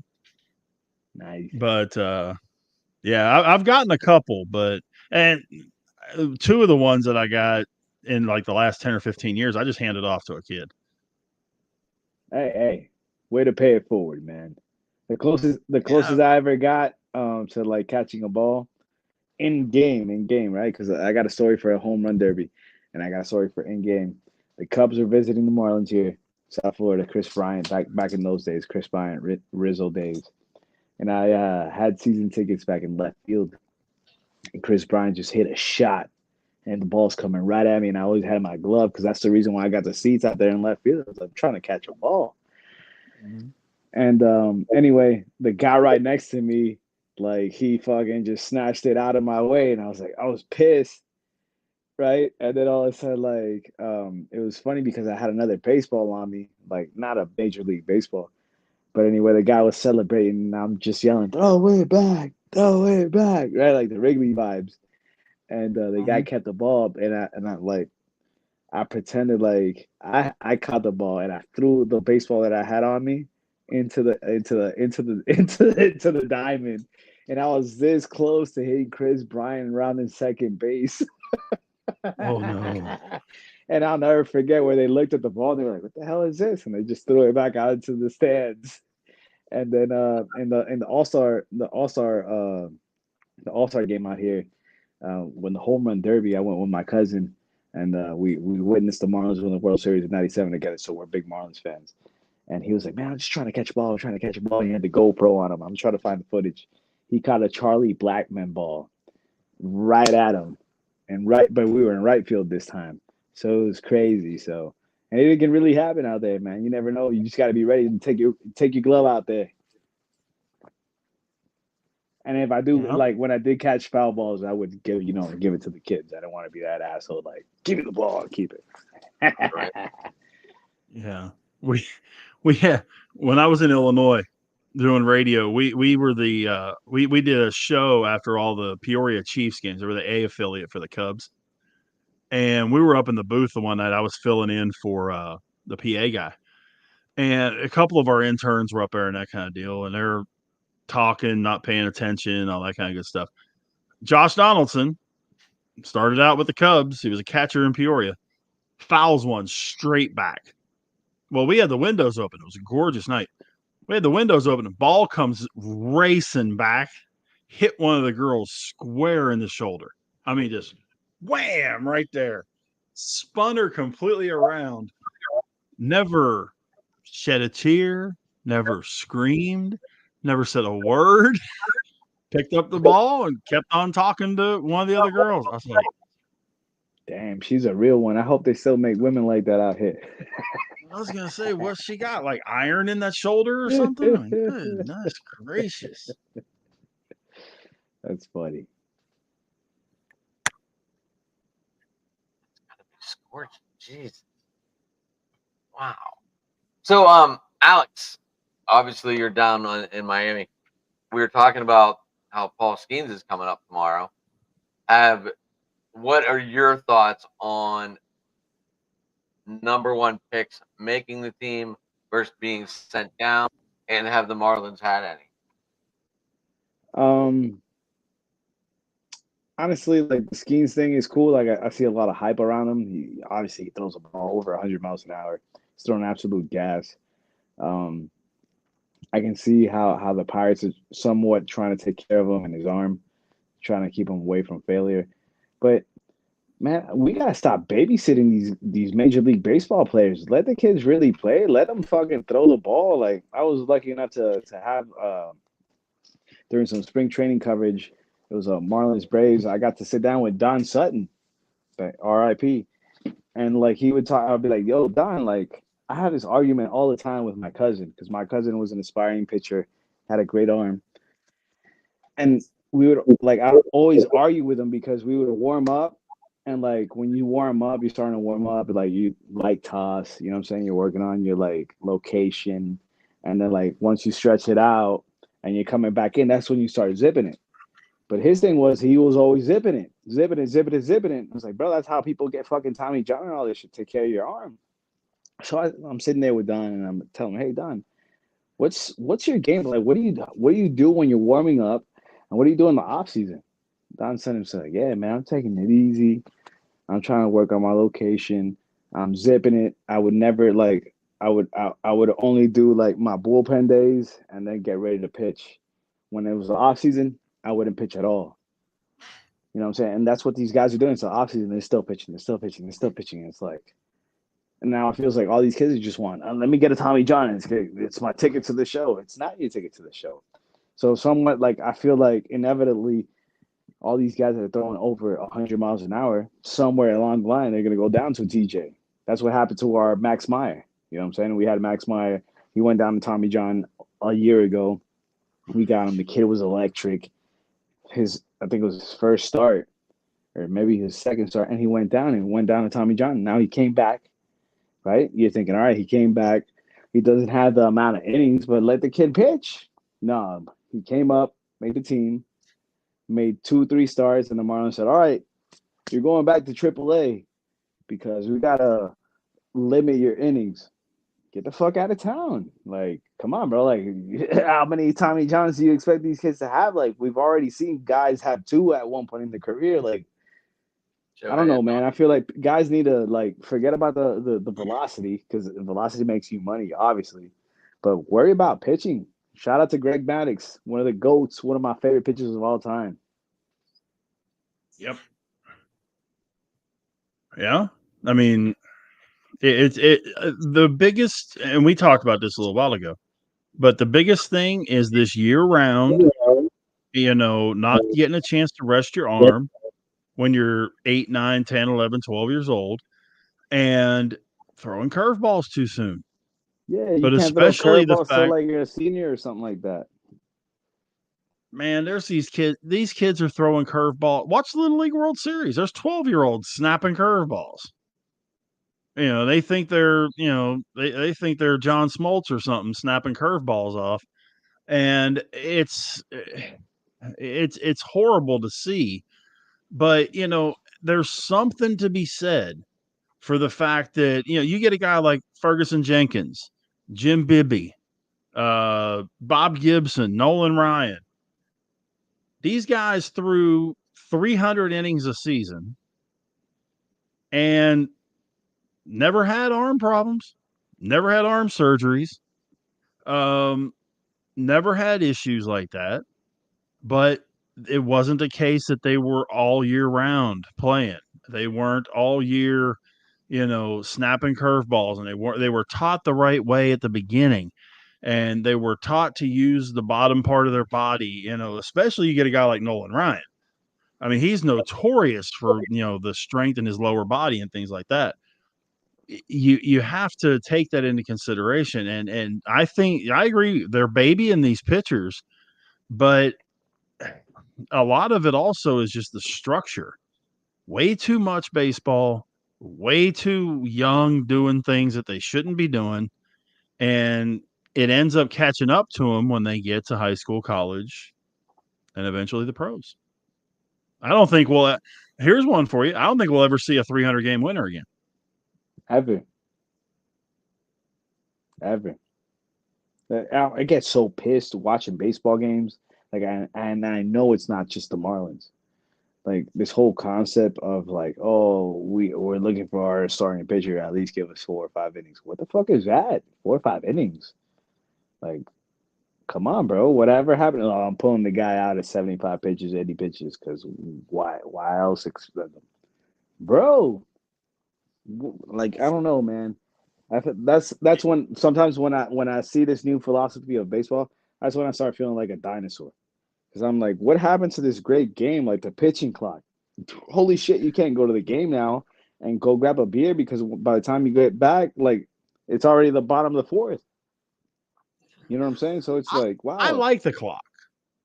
I Maybe like extend it, maybe like 20 more seconds. I used to miss the whole like playing mind games. Like, oh shit, Rich is pitching a hell of a ball game. I'm stepping in. I'm like 0 for 3. Like, what do I do to throw this guy off? All of a sudden, like, I'm down 0-2 time.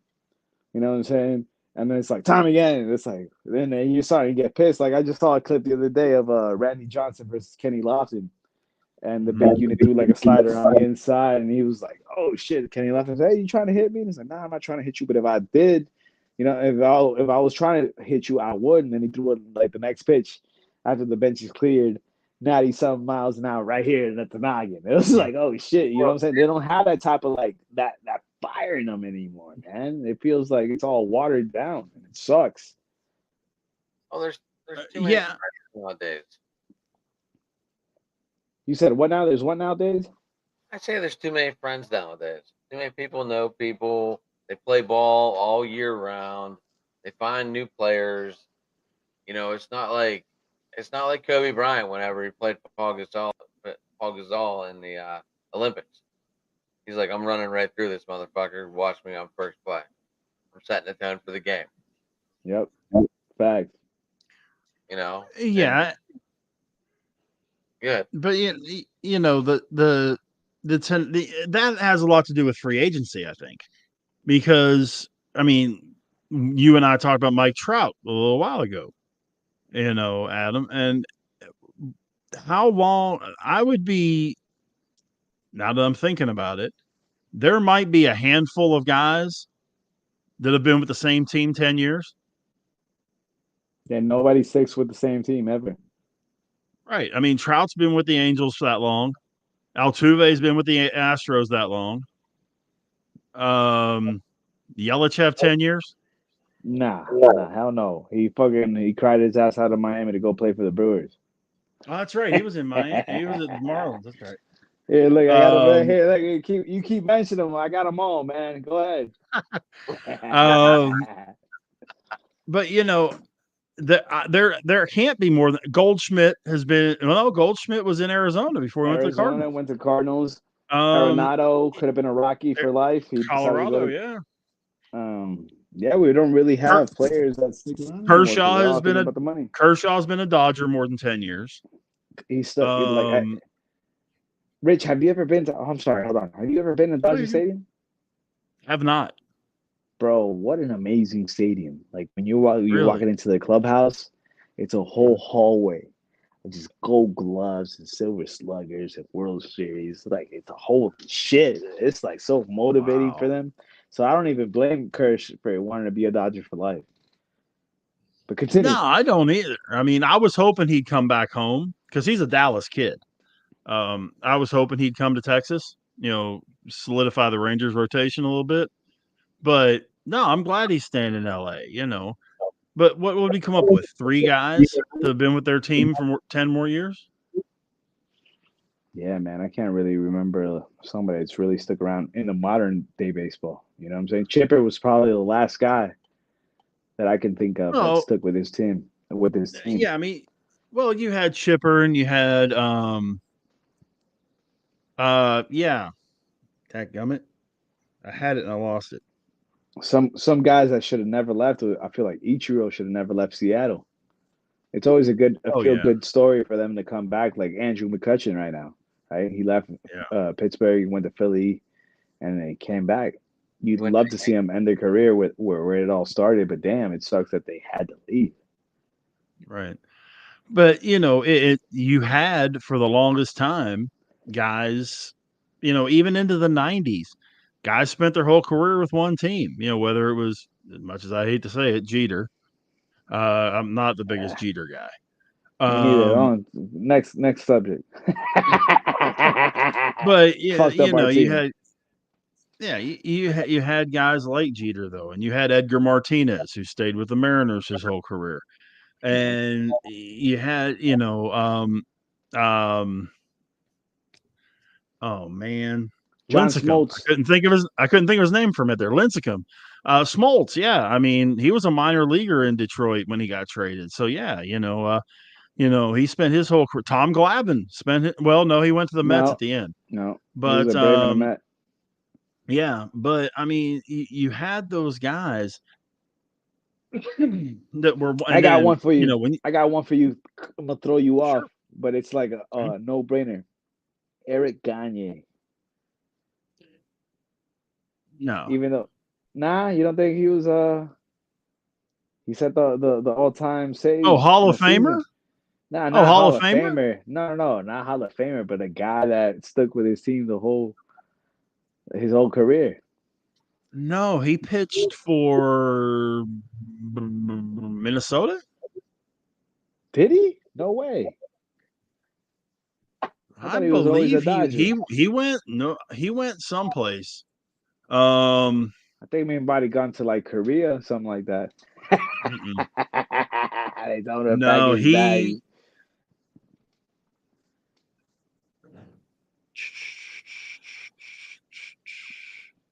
Oh man, I feel like a complete dope. Dodgers, Rangers, Red Sox, Brewers. Texas. Yeah, he pitched for Texas. Damn, he was all over the place like that? At the end of his career, he bounced around. Yeah. Well, that makes 2 of us, Rich. But I mean, you just didn't. It didn't happen. Yeah. And now toward the end of the career, Pudge was in Texas forever, and then he went to Miami, and he went to Detroit, and then Washington wrapped it up and New York. Yeah. And he fucking had a farewell tour. Yeah. But you get guys, like from the 80s, 70s, Mike Schmidt. Yeah. I was at PNC. I was at Three River Stadium when he had his 500th home run. Nice. I was like, Frank Thomas is always a White Sox, no? Frank Thomas. 8 years old. Frank Thomas? No. Frank Thomas was a A. That's right. Frank Thomas went to the A's. Mike Piazza became an A too. after his Yeah. Mets days. And a Met, Dodgers, Mets, and A's. Yeah. And Marlin. Don't But forget Marlin. He was a Marlin for a and smoking Marlin. 3 days. Yeah, that's true. But then you had you had a guy like, well, Mariano. yeah, Mariano Rivera. I mean, he was with the Yankees the whole. A lot of people don't remember that Paul O'Neill played for Cincinnati before he went to the Yankees. He was in Cincinnati for 3 or 4 years. Did Mattingly ever leave my Yankees? No. Mattingly shaved the sideburns. Mattingly was a Yankee his whole career, yeah. But Trevor Hoffman. Trevor Hoffman was a Padre, wasn't he, the whole time? No, he was a Marlin. That's right. And the Marlins flipped him for Gary Sheffield. Do you see how everything comes back together? It all comes back to Gary Sheffield. 19 stages of Gary Sheffield. I'm out of here. It would be a hell of a book. Oh my. And her, Adam, did you look up Gary Sheffield and how many MVP votes he got? Gary Sheffield? No, but he didn't even have 3,000 hits in 19 years. He only had 24. I'm not. We know he didn't have the 3,000 hits. We knew he had the 500 home runs. So the question was, how many MVP votes did he get in his career? How many MVP votes? Okay, like top 5 or top 10 or. In 92, he finished third. Bam! And you were saying he was in the top 5 guy. There's one time. All right, go ahead. No. I said top 5 at his position for a 5 or more year period. Okay, all right, here we go. We got one time. All right, that's 93. 92. Go ahead. 92. 96, he finished 6th. Okay. That's like 2000, he finished 9th. So it took him another 5 years to get up there. Okay. And then 2003, he finished 3rd. 2004, he finished 2nd. And 2005, he finished 8th. Oh, I'm sorry. In 2002, he finished 17th. So 3 times he was in the top 5 and like 4 or 5 times in the top 10. Over not bad. 18 years. It's not bad. It's not bad. But that's not what I'm. Remember what my parameter is. I know, a 5-year period. I know. What Andre Dawson? Talk to me about. Compare him to Andre Dawson. That's a good comp. That's from your era. Yeah. Hawk. Andre Dawson wasn't he the Hawk? Hawk was a bad dude. So Hawk was way better than the Chef. Close, yeah. I think Hawk had an MVP on him or something.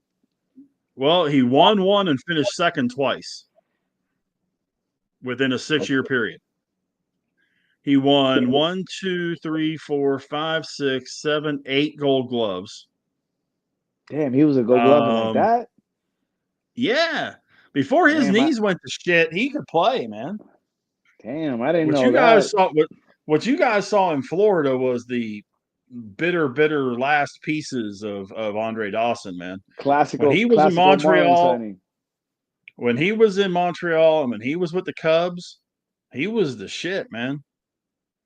Because the Cubs had 2 MVPs in a period of 4 years. Because Sandberg won it in 84, Dawson won it in 87, and actually, if I remember correctly, it was either 85 or 86. George Bell came in 2nd. So and Dawson finished 2nd in 83. So, but yeah, I'd put the Hawk well ahead. And he, by the way, Hawk won Rookie of the Year in 77. Shout out to the Huck, wherever you are. Thanks for retiring the Marlin, man. He's working for one of the HBCUs. He's a hitting coach for one of the HBCUs. I can't think of which one it is. But he retired with 2,774 hits and 438 bombs.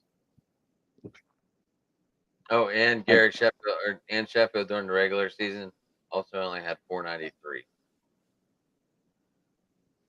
He made it to four. No, oh, no way. Sheffield made it to 500 home runs. In the regular Neither season, did McGriff. three.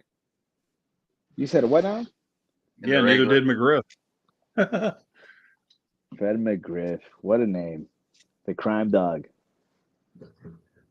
hated that guy. Oh well. I mean, the Hall of Fame has become the Hall of Very Good. Here they beat the shit out of the I've- I- Pirates. I'm allowed to Oh, not yeah. like that. Yeah, but the Hall of Fame has become the Hall of Very Good. I mean, if you sit down and you look at the Major League Hall of Fame classes, I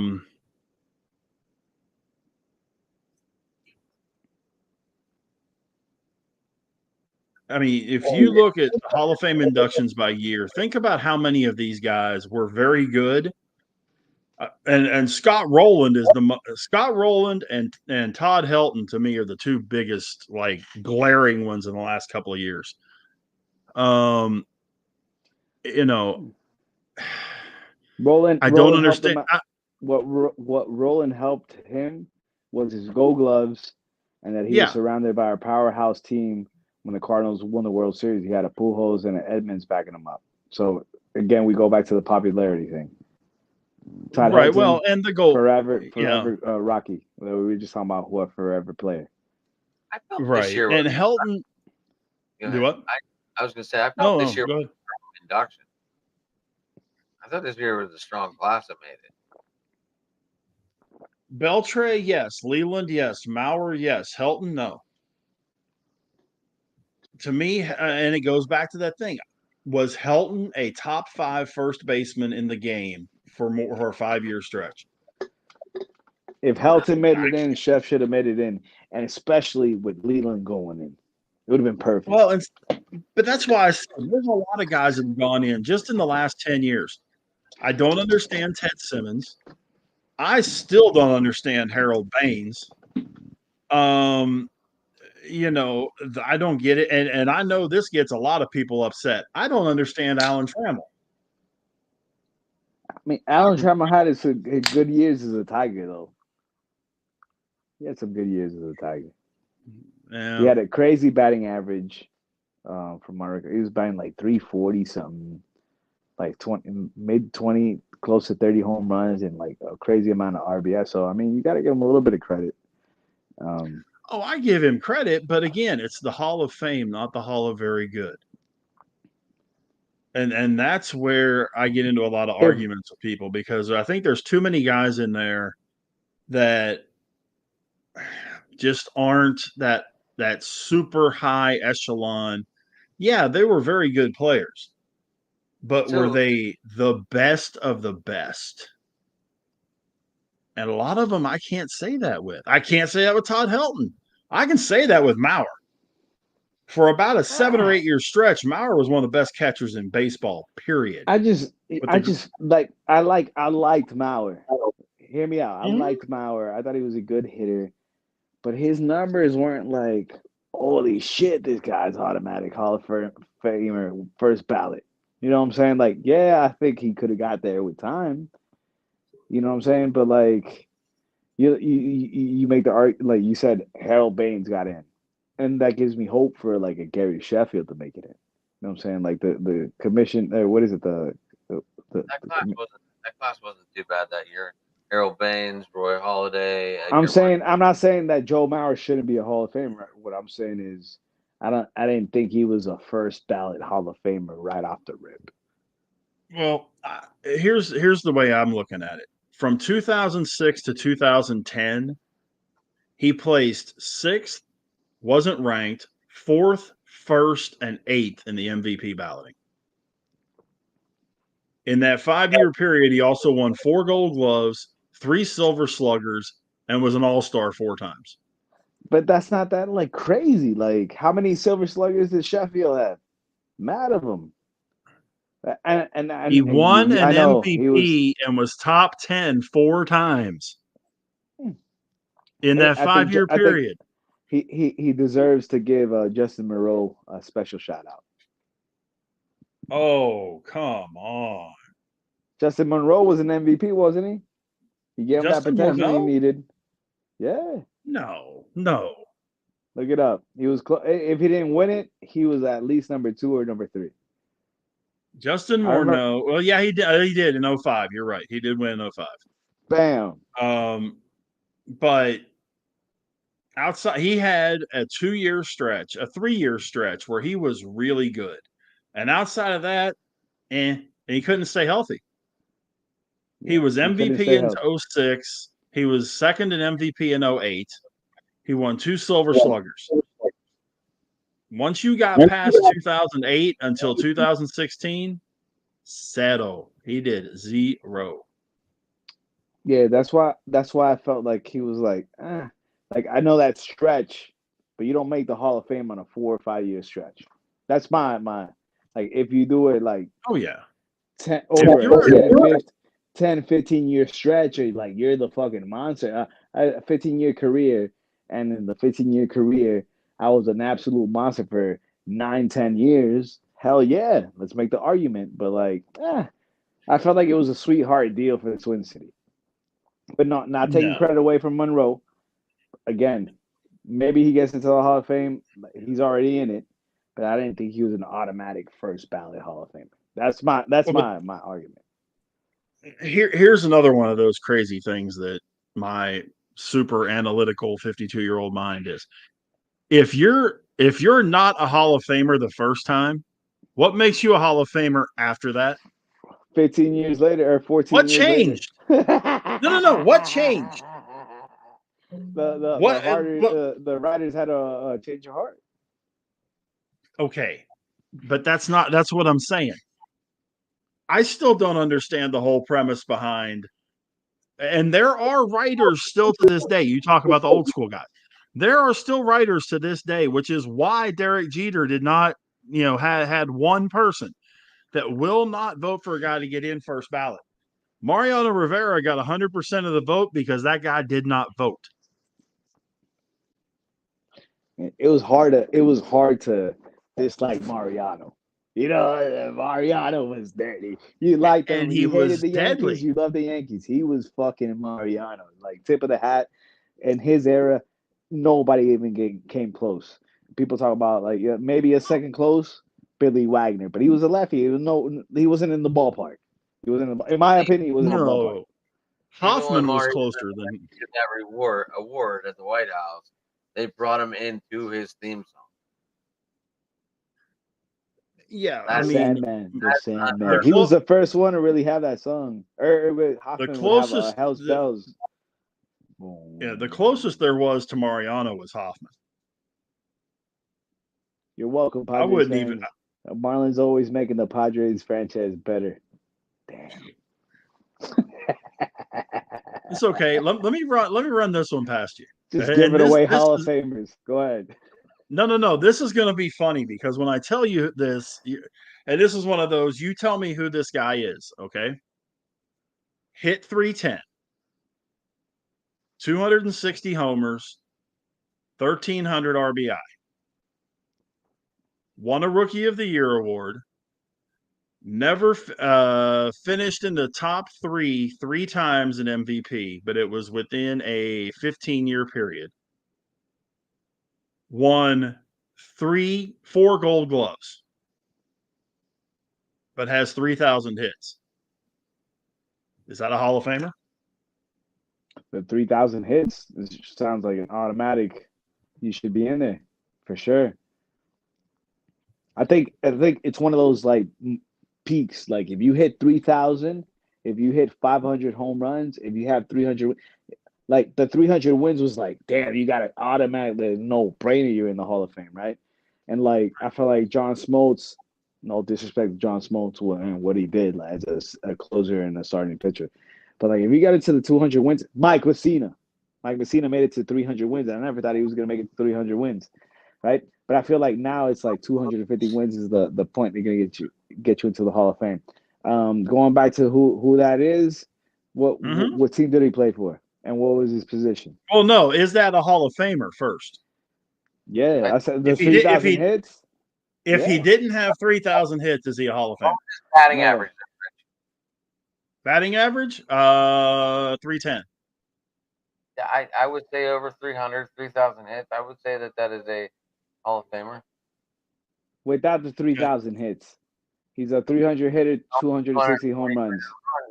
That could be the downfall. He's borderline. Borderline.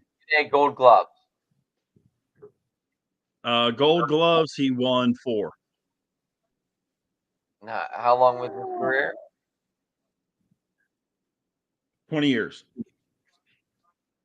Nah, it sounds like a stat accumulator now. 20 years, 3,000 hits, 310 batting average, so he hit for average. Mm-hmm. And what was his position? As soon as I tell you the position, you're going to know who it is. So, I mean, damn, there's but so many positions. Yeah, but is this guy a Hall of Famer with those numbers? The 3,000 hits gets him in for me. If you take away the 3,000 hits, is he a Hall of Famer? No. How many RBIs? 1,311. A lot of batting. Nah. Any guesses who it is? I would say Tony Gwynn, but Tony Gwynn doesn't have that type of pop. Let me see. A lot more hits. Yeah, and he probably had a lot more hits. Let me see. American League. Because this this reinforces where my part of my thought process is. Good. What era was it? Give us a fucking time frame or something. He's played in the last 50 years. So he's played since 1970. I was gonna say we're looking at 1970 and beyond. Mm-hmm. That's only 50 years ago. That doesn't sound that old, does it now? I'm not pulling you a guy from the 1920s, you know. 1970. I mean, it might as well be 1920s. You give up? I'm gonna go with Carter for the Blue Jays. Even though I don't think he got 3,000 hits. Joe Carter? No. I think he had more pop too. I have no clue who this is. It sounds like an infielder though. It is. Is it Paul Molitor? Number 2, Derek Jeter. I'm out. But popularity contest strikes again. I told you. And the Gold Gloves. I get into more arguments with people when I tell them Jeter is not a Hall of Famer without those 3,000 hits. And they tell me all this BS. The 310 batting average is nice, though. You held up at the end of the series, though. And what helped out Jeter was the 6 World Series, too. Come on. Let's keep it 1,000. Okay, but that's a team thing. That's not an individual thing. MVP. That's just like Curt Schilling is not a Hall of Famer either. And those Red Sox teams he was on, they won a ton of games in the postseason. And the Diamondbacks doesn't make Curt Schilling a Hall of Famer either. He shot himself in the foot fucking being racist. That's his fault. He wasn't a Hall of Famer before he said he was a race, before he showed as a racist. He had a shot. What he did for Arizona and what he did for the Red Sox. If he would not said, he would have kept his mouth shut, I think he would have had a shot to get in there. But he would have gotten in on postseason. The bloody sock. I mean, yes, he won 20 games. Come on, he did it pretty good. He was a pretty. No. If we're gonna talk about that era, like you talk about, all right, we know it was Maddox, we know it was Randy Johnson, we know it was Roger Clemens, we know it was Pedro Martinez. Who else was that? Mike Messina, Curt Schilling. Who else was from that, like a monster from back in the day from those guys? You say Pedro? Yeah. You say Pedro? Yeah, Pedro. Pedro's always close to my heart. Who's your daddy? Kershaw. No, but he wasn't from that era. I meant from that era. We're talking 90s. David Wells. David Wells, yeah. David Wells wasn't that. I didn't think he was cool, but I didn't think he was on that tier 1 of these guys that we meant, like I mentioned. Roy Halladay. Halladay, but it was a different era. But yeah, Roy Halladay. Cole Hamels. Cole Cole Hamels Hamels? not there. Nah, Cole Hamels never there. Never there. Never there. Because he Nope. broke in with the Rangers. Nah. He was never there. Like he was cool. He had his moments with the Phillies, but he wasn't a Hall of Famer. No way. He wasn't a tier 1 guy. Maybe a tier 2, tier 3 type of guy for sure. Okay, here you go, guys. 216 wins, finished second in the Cy Young 3 times, won 20 games 3 times.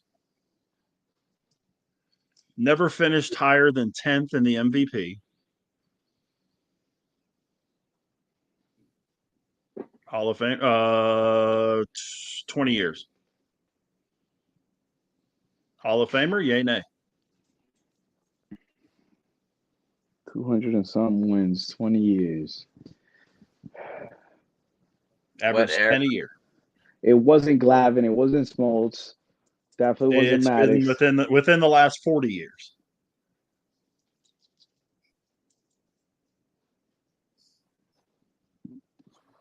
Let me see. We Let me get a division. Damn, we could be here all night because I'm fucking hard headed as shit. But go ahead. Who was it? It's your boy Limited. Kurt Schilling. Kurt Schilling. There you go. I guess that would have Do you been take both. it- Not a Hall of Famer, man. Do you take into account postseason numbers when you're doing these votes? No. You don't think they should be taken into account? Like you don't think Jeter had that taken into account when he got his votes? I know he did, but it shouldn't. So be. why shouldn't Jeter have gotten that back though? No, I'm saying I know that I know they took that into consideration when they were voting for him. I'm saying they shouldn't have. It's just like the MVP award. It's a regular season award.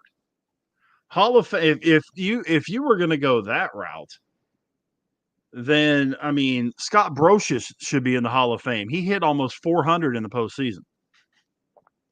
He was dangerous. He was a utility guy during the regular season. Hit 400 in the postseason.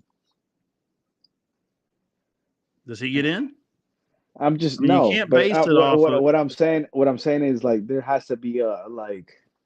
I understand your argument for like just regular season, but if the guy like how you made your argument for like if the guy's a good batter and he's a good defender, like you got to make that like the clutch factor in the postseason has to come into play too. No, definitely. Right, but what about the guys that don't get the opportunity to play in the postseason? So you got to make it an even playing field. Because there's guys but they don't like Trout. because they don't because life's not fair. People don't go by the rules. People go off of whatever the fuck they're feeling at the moment, and that's it. Right, but everybody plays that 162. Not everybody plays in the playoffs, but everybody plays that 162. So you base if you're going to compare apples and oranges, or compare apples and apples, don't compare apples and oranges. Because you got to compare that 162. If you're going to include postseason in this stuff and not take into account strictly regular season, I think it skews things. Do you think a guy like Jeff Kent deserves to be in the Hall of Fame? I would think so. Mm-mm. Man, I think it's a generational thing. Just how Cal Ripken, like you made the argument for Cal Ripken coming in and was an offensive shortstop. Like there wasn't ever a big ass, tall ass fucking second baseman like Jeff Kent who would come in and hit bombs and there was. protect guys like Barry Bonds. No, sure there was. The greatest second baseman to ever live, Ryne Sandberg. I thought you were going to go Marcus Giles. 9 gold gloves. 9 gold gloves. And Marcus Giles. 9 gold gloves, an MVP, home run title, hit 40 twice. I only know this because he was my hero growing up besides Willie Stargell. But Jeff Kent, 377 homers. Yes, he won an MVP. I get that. Never finished higher than 6th after that. His number, I've won as many Gold Gloves as he has. His Silver Sluggers, that would be 3. No. 377 though, man. That's a good number. 377 in a 17-year career. So damn, I keep going back to Sheffield. So that he has the one up on Sheffield because of the MVP. Yeah. Yeah, but he's not. Neither one of them is a Hall of Famer. Does the MVP give him a leg up on Sheffield? Yes. But even though they have 175 home run difference, I don't know, man. I feel like it's like a I don't know what the word is right now. These beers are starting to hit me. Well, no, But, that's what I'm saying. I mean, yes, he has an MVP. Sheffield doesn't. Sheffield hit 100 and what is it? 120 more 100 more homers than Kent. Okay, that's great. And he, I think they have the same amount of Silver Sluggers, or actually Kent may have one more. Okay, that's great. All well and good. Right. Galarraga or Sheffield? I know Galarraga is nowhere near the Hall of Fame, but who did you think was a better player? If you look at Galarraga, I think Galarraga was stuck at 399. Oh, who's the better player? Sheffield. Okay. Sheffield's the better player of the two for a couple of reasons. But the biggest of which is just the fact that Galarraga was stuck at first base and could play nothing but first base. But that's because the DH wasn't around, the universal DH or the league he was in. No. That's not what I'm saying. Sheffield could play third. He could play the outfield. He could play any of the outfield positions. Played third. If I remember correctly, he played a little bit of short when he first came up. And if I remember right, toward the end, he played a little bit first. That's correct. Galarraga, I mean, he hit 399 homers. So they're right close there. Career batting average, 288, relatively close there. I give the edge to Sheffield simply because he was able to do more things defensively. And you know what sucks? At the end of the day, they both end their careers as fucking Mets. Jeez. Yeah, you're right. They did, didn't they? You see how it comes full circle again? It's not the beers talking; it's the real shit. Still 16 stages of Gary Sheffield. Ah, man. Was it 7 stages of Kevin Bacon or something like that? Man, I'm just hurt. I felt like he should have been in there. We were so close. You know why it hurt so much? Because it was the closest that we would ever see. Besides Miguel Cabrera, like Miguel Cabrera is gonna he's gonna get into the Hall of Fame. But he's gonna go as a Detroit Tiger, and the Florida is gonna be on the plaque. That's cool. But like Gary, if Gary would have gone in, he would have gone in. He would have gone in with this bad boy. Look, with this hat. Yeah, I don't know that you guys. That hat, and you know what it hurts? Because that's where I fell in love with the team. The original logo right there, the Florida Marlins. I still call them the Florida Marlins because the fucking Miami Marlins are straight trash. Well, I mean, that's just like the California Angels, Los Angeles Angels, Anaheim Angels, Los Angeles Angels of Anaheim, of South Beach, of the Beverly Hills South region of I-5. Pick one. They're the Angels, just like the Marlins. What's your team, Rich? I know you were talking about the Pirates. Is that your team? I'm a Pirates guy. I was born right outside of Pittsburgh.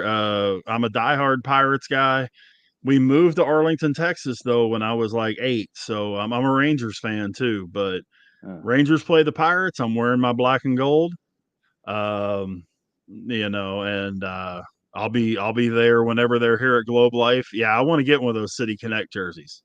Although I don't quite get the Rangers one. I'm still trying to completely understand that one.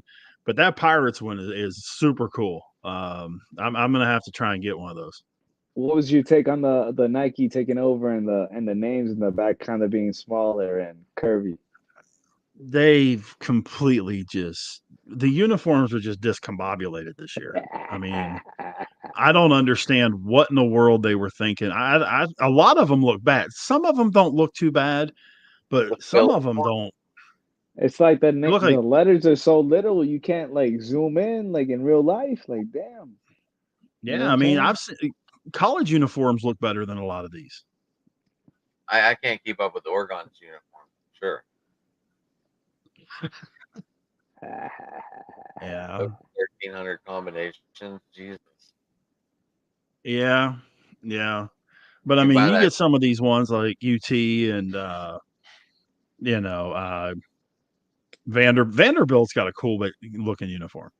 Fucking a But Vanderbilt. it's it's one of those that you just kind of sit there and wonder. Who do you, They're really good. do the Pirates have like a little Pirates Hall of Fame section besides Clemente, obviously, and at the stadium? I thought they did, don't they? Been so long since I've been like. I went to one game last year. That was it. And I went and I sat right behind home plate. I didn't move. I watched the whole game. They play the Red Sox. Um, do they? I don't know if they have a Hall of Fame section. Damn. You think Uh, where I was going with that question was, do you think Andrew McCutchen, if they did have that little Pittsburgh Hall of Fame, does he make it in there? oh, no question. I think Kutch. he'll make. I think he'll make like the Ring of Honor for the Pirates. If that's what we want to Yeah. call it. I don't think he. I don't think. Kutch is Hall of Fame bound. He's only got 300 home runs plus a Oh, couple. no. I'm saying Pirates Hall of Fame. Yeah, Pirates Hall of Fame. That's what we're Sure, talking about. Paul Wayner's in there. Honest Wagner. Here's the Hall of Fame wall. Onyx Wagner, Wagner's a fucking legend though, Wagner like from back jersey in the right day. Honest I was Wagner just jersey, saying in general. Red Pirates going. The Pirates do have a Hall of Fame, by the way. They've Oh, been doing it for the last 2 years, and they have a wall set up out there. I got the names if you want them. AJ Burnett should be on that list. I was just talking shit. Go ahead. No. There's one that's on here that I wouldn't throw water on him if he was on fire, to be perfectly honest. But Jake Beckley, Steve Blass, Ray Brown, Max Carey, Oscar Charleston, Fred Clark, Roberto Clemente, Josh Gibson, Ralph Kiner, Buck Leonard, Bill Mazeroski, Danny Murtaugh, Dave Parker, Willie Stargell, Pie Trainer, Archie Vaughn, Hannes Wagner, Lloyd Wayner, and Paul Wayner. Dave I only Parker's the know one I wouldn't throw water on if he was on fire. I only know 8 of those guys. Only 8 of them. And then that's who went in the first year in 2022. Last year, class of 23 was Kent Tekulve, Dick Grote, Bob Friend, and Elroy Face. I expect to see Jim Leland in there soon too. Oh, he'll go in. Yeah. Barry Bonds. They haven't announced the 24 class. And it was kind of weird that Leland threw out first pitch. Yeah. Jimmy, man. Yeah, but I mean, there's a few guys that aren't on there that I think I'd like to will see get on there, should be on there. Right, Alex? Lanny Fratteri, huh? Throw Jack Wilson in there too. Alex, Michael Vallier. Jason Kendall. Remember, because you got to sit in the corner between the Lanny Fratteri and Jason Grilli argument. That's funny as hell. I think Tony Pena is probably going to end up going in. Draybeck will probably go. Number 24, Tony Pena. Shout out to Tony Pena who allowed a young Miguel Cabrera to wear number 24 when he was the team coach with the Marlins back in 03, 04. He said, Miggy came up as number 20, but then the second year, he's like, hey, can I be number 24? Tony said, go ahead, kid. You got it. He had the eye. Tony had the eye. He said, you could tell. Yeah. Well, let's see. Tony's number was 6 when he was with the Pirates and when he was with Kansas City. Oh, well, there we go. My bad. I didn't make it back there. Tony Pena? Tony Pena, yeah. Pena was 6. You know what? My bad. I was thinking Tony Perez. My bad. When he went to St. Louis? I think he wore 6 in St. Louis. My bad. I confused the For Tony. some My reason, bad. 12 was running through my head. But he was never the same once he left the Pirates. No. Most people aren't the same once they leave Pittsburgh. It's kind of like the Steelers. I heard we might be bringing Bud Dupree back. I have a lot of problems. It could be interesting. He wore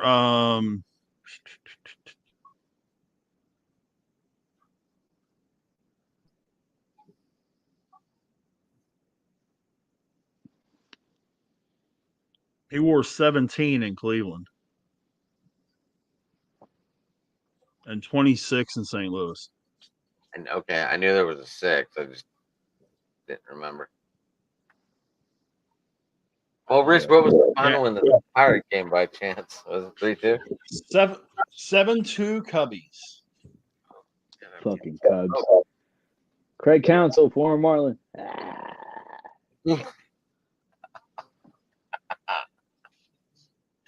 Like 7 degrees to Kevin Bacon. Oh, That's 6 funny. degrees, whatever. 10 degrees in tomorrow. Craig Whatever. Counsell's Jim Leland 2.0 reincarnated. You can only hope. Yeah, right. He's on his way. He just need a little bit of fucking blow his lid off. Speaking of blowing his lid off, bro, these fucking managers nowadays are too soft. I don't really see guys coming out bagging up their players and fucking blowing a load off on the umpire. It was a cocksucker call. Did you call me a cocksucker? Yeah, that's why I like Bochy here in Arlington, man. I miss the Bobby Cox days. He just blow up on everybody. And I hate the Braves, but you know what I'm saying? Rejected manager still to this day. Yeah, man. I feel like they're too soft. The game got too soft, man. It really has become America's pastime. That would have been up there. Yeah. Well, kids, we're up over the 2-hour mark. Rich, it's almost turned into a regular CBS radio. Yeah. I was doing 3 hours every morning, so. The only thing is, we didn't take any commercial breaks. That's true. That's what we need to do next time. By a guy that's still with us, still working things out here, Mr. Alex. I thank you for stopping by. Unexpected guest tonight. I love it. You're welcome anytime you want to pop on Bullshit Sports. You're more than welcome to. You can get your channel back too if you want. Don't get me wrong. But you need to think about that and let us know. Alex, how people get a hold of you, buddy? Hey man, follow me on X. So the real Akon. Thanks for having me on, man. Happy to share some time on here with Adam and Rich. Talk some baseball. That's our heart and passion. That's why we're all here. We got into a little bit of wrestling too. That was pretty cool. And we learned that Rich was fucking 7 feet tall. Well, he's shorter than the Big Show. That would be true. Hey, go Marlins, man. Rich, how people get a hold of you, buddy? On the X, Twitter, the little bird, whatever you want to call it, it's at Go Big Go Home Pod. Or you can hit me up on Facebook under my name, Rich Richardson. And yeah, man, it's been great. We've done this 3 weeks now, and really appreciate the opportunity. Alex, great to meet you, and hopefully everybody enjoys what we're doing. That's the big thing. That's all we're trying to do. Hey, I am at Sports Talking It on X. You can find me there. Also on Facebook under at Sports Talking It under Ad McNally over there. Adam McNally. I have 2 for some unknown reason. Maybe one got banned at one point in time, and I got it back after a year. Anyway, you can also find us on Drive to the Top Productions on YouTube. Also find me there on X. Everybody, thank you for joining in. Alex, you showed me something tonight that Twitter X is finally able to respond to the StreamYard. So I'm grateful for that, because if that would have never happened, I would have never known you were talking to us. So I am thankful for everyone tuning in tonight. Me and Rich will be back next week. We might have some Cubs. We might have some Cubs guests next week. We'll see what happens. I know we've both been talking to a couple, so we'll see that. Paul Skeens, we're definitely going to talk about that one. I wanted to be there so bad, but obviously I cannot. I want to though. Ask But those Cubs fans what the hell's in their water that made Sammy Sosa white.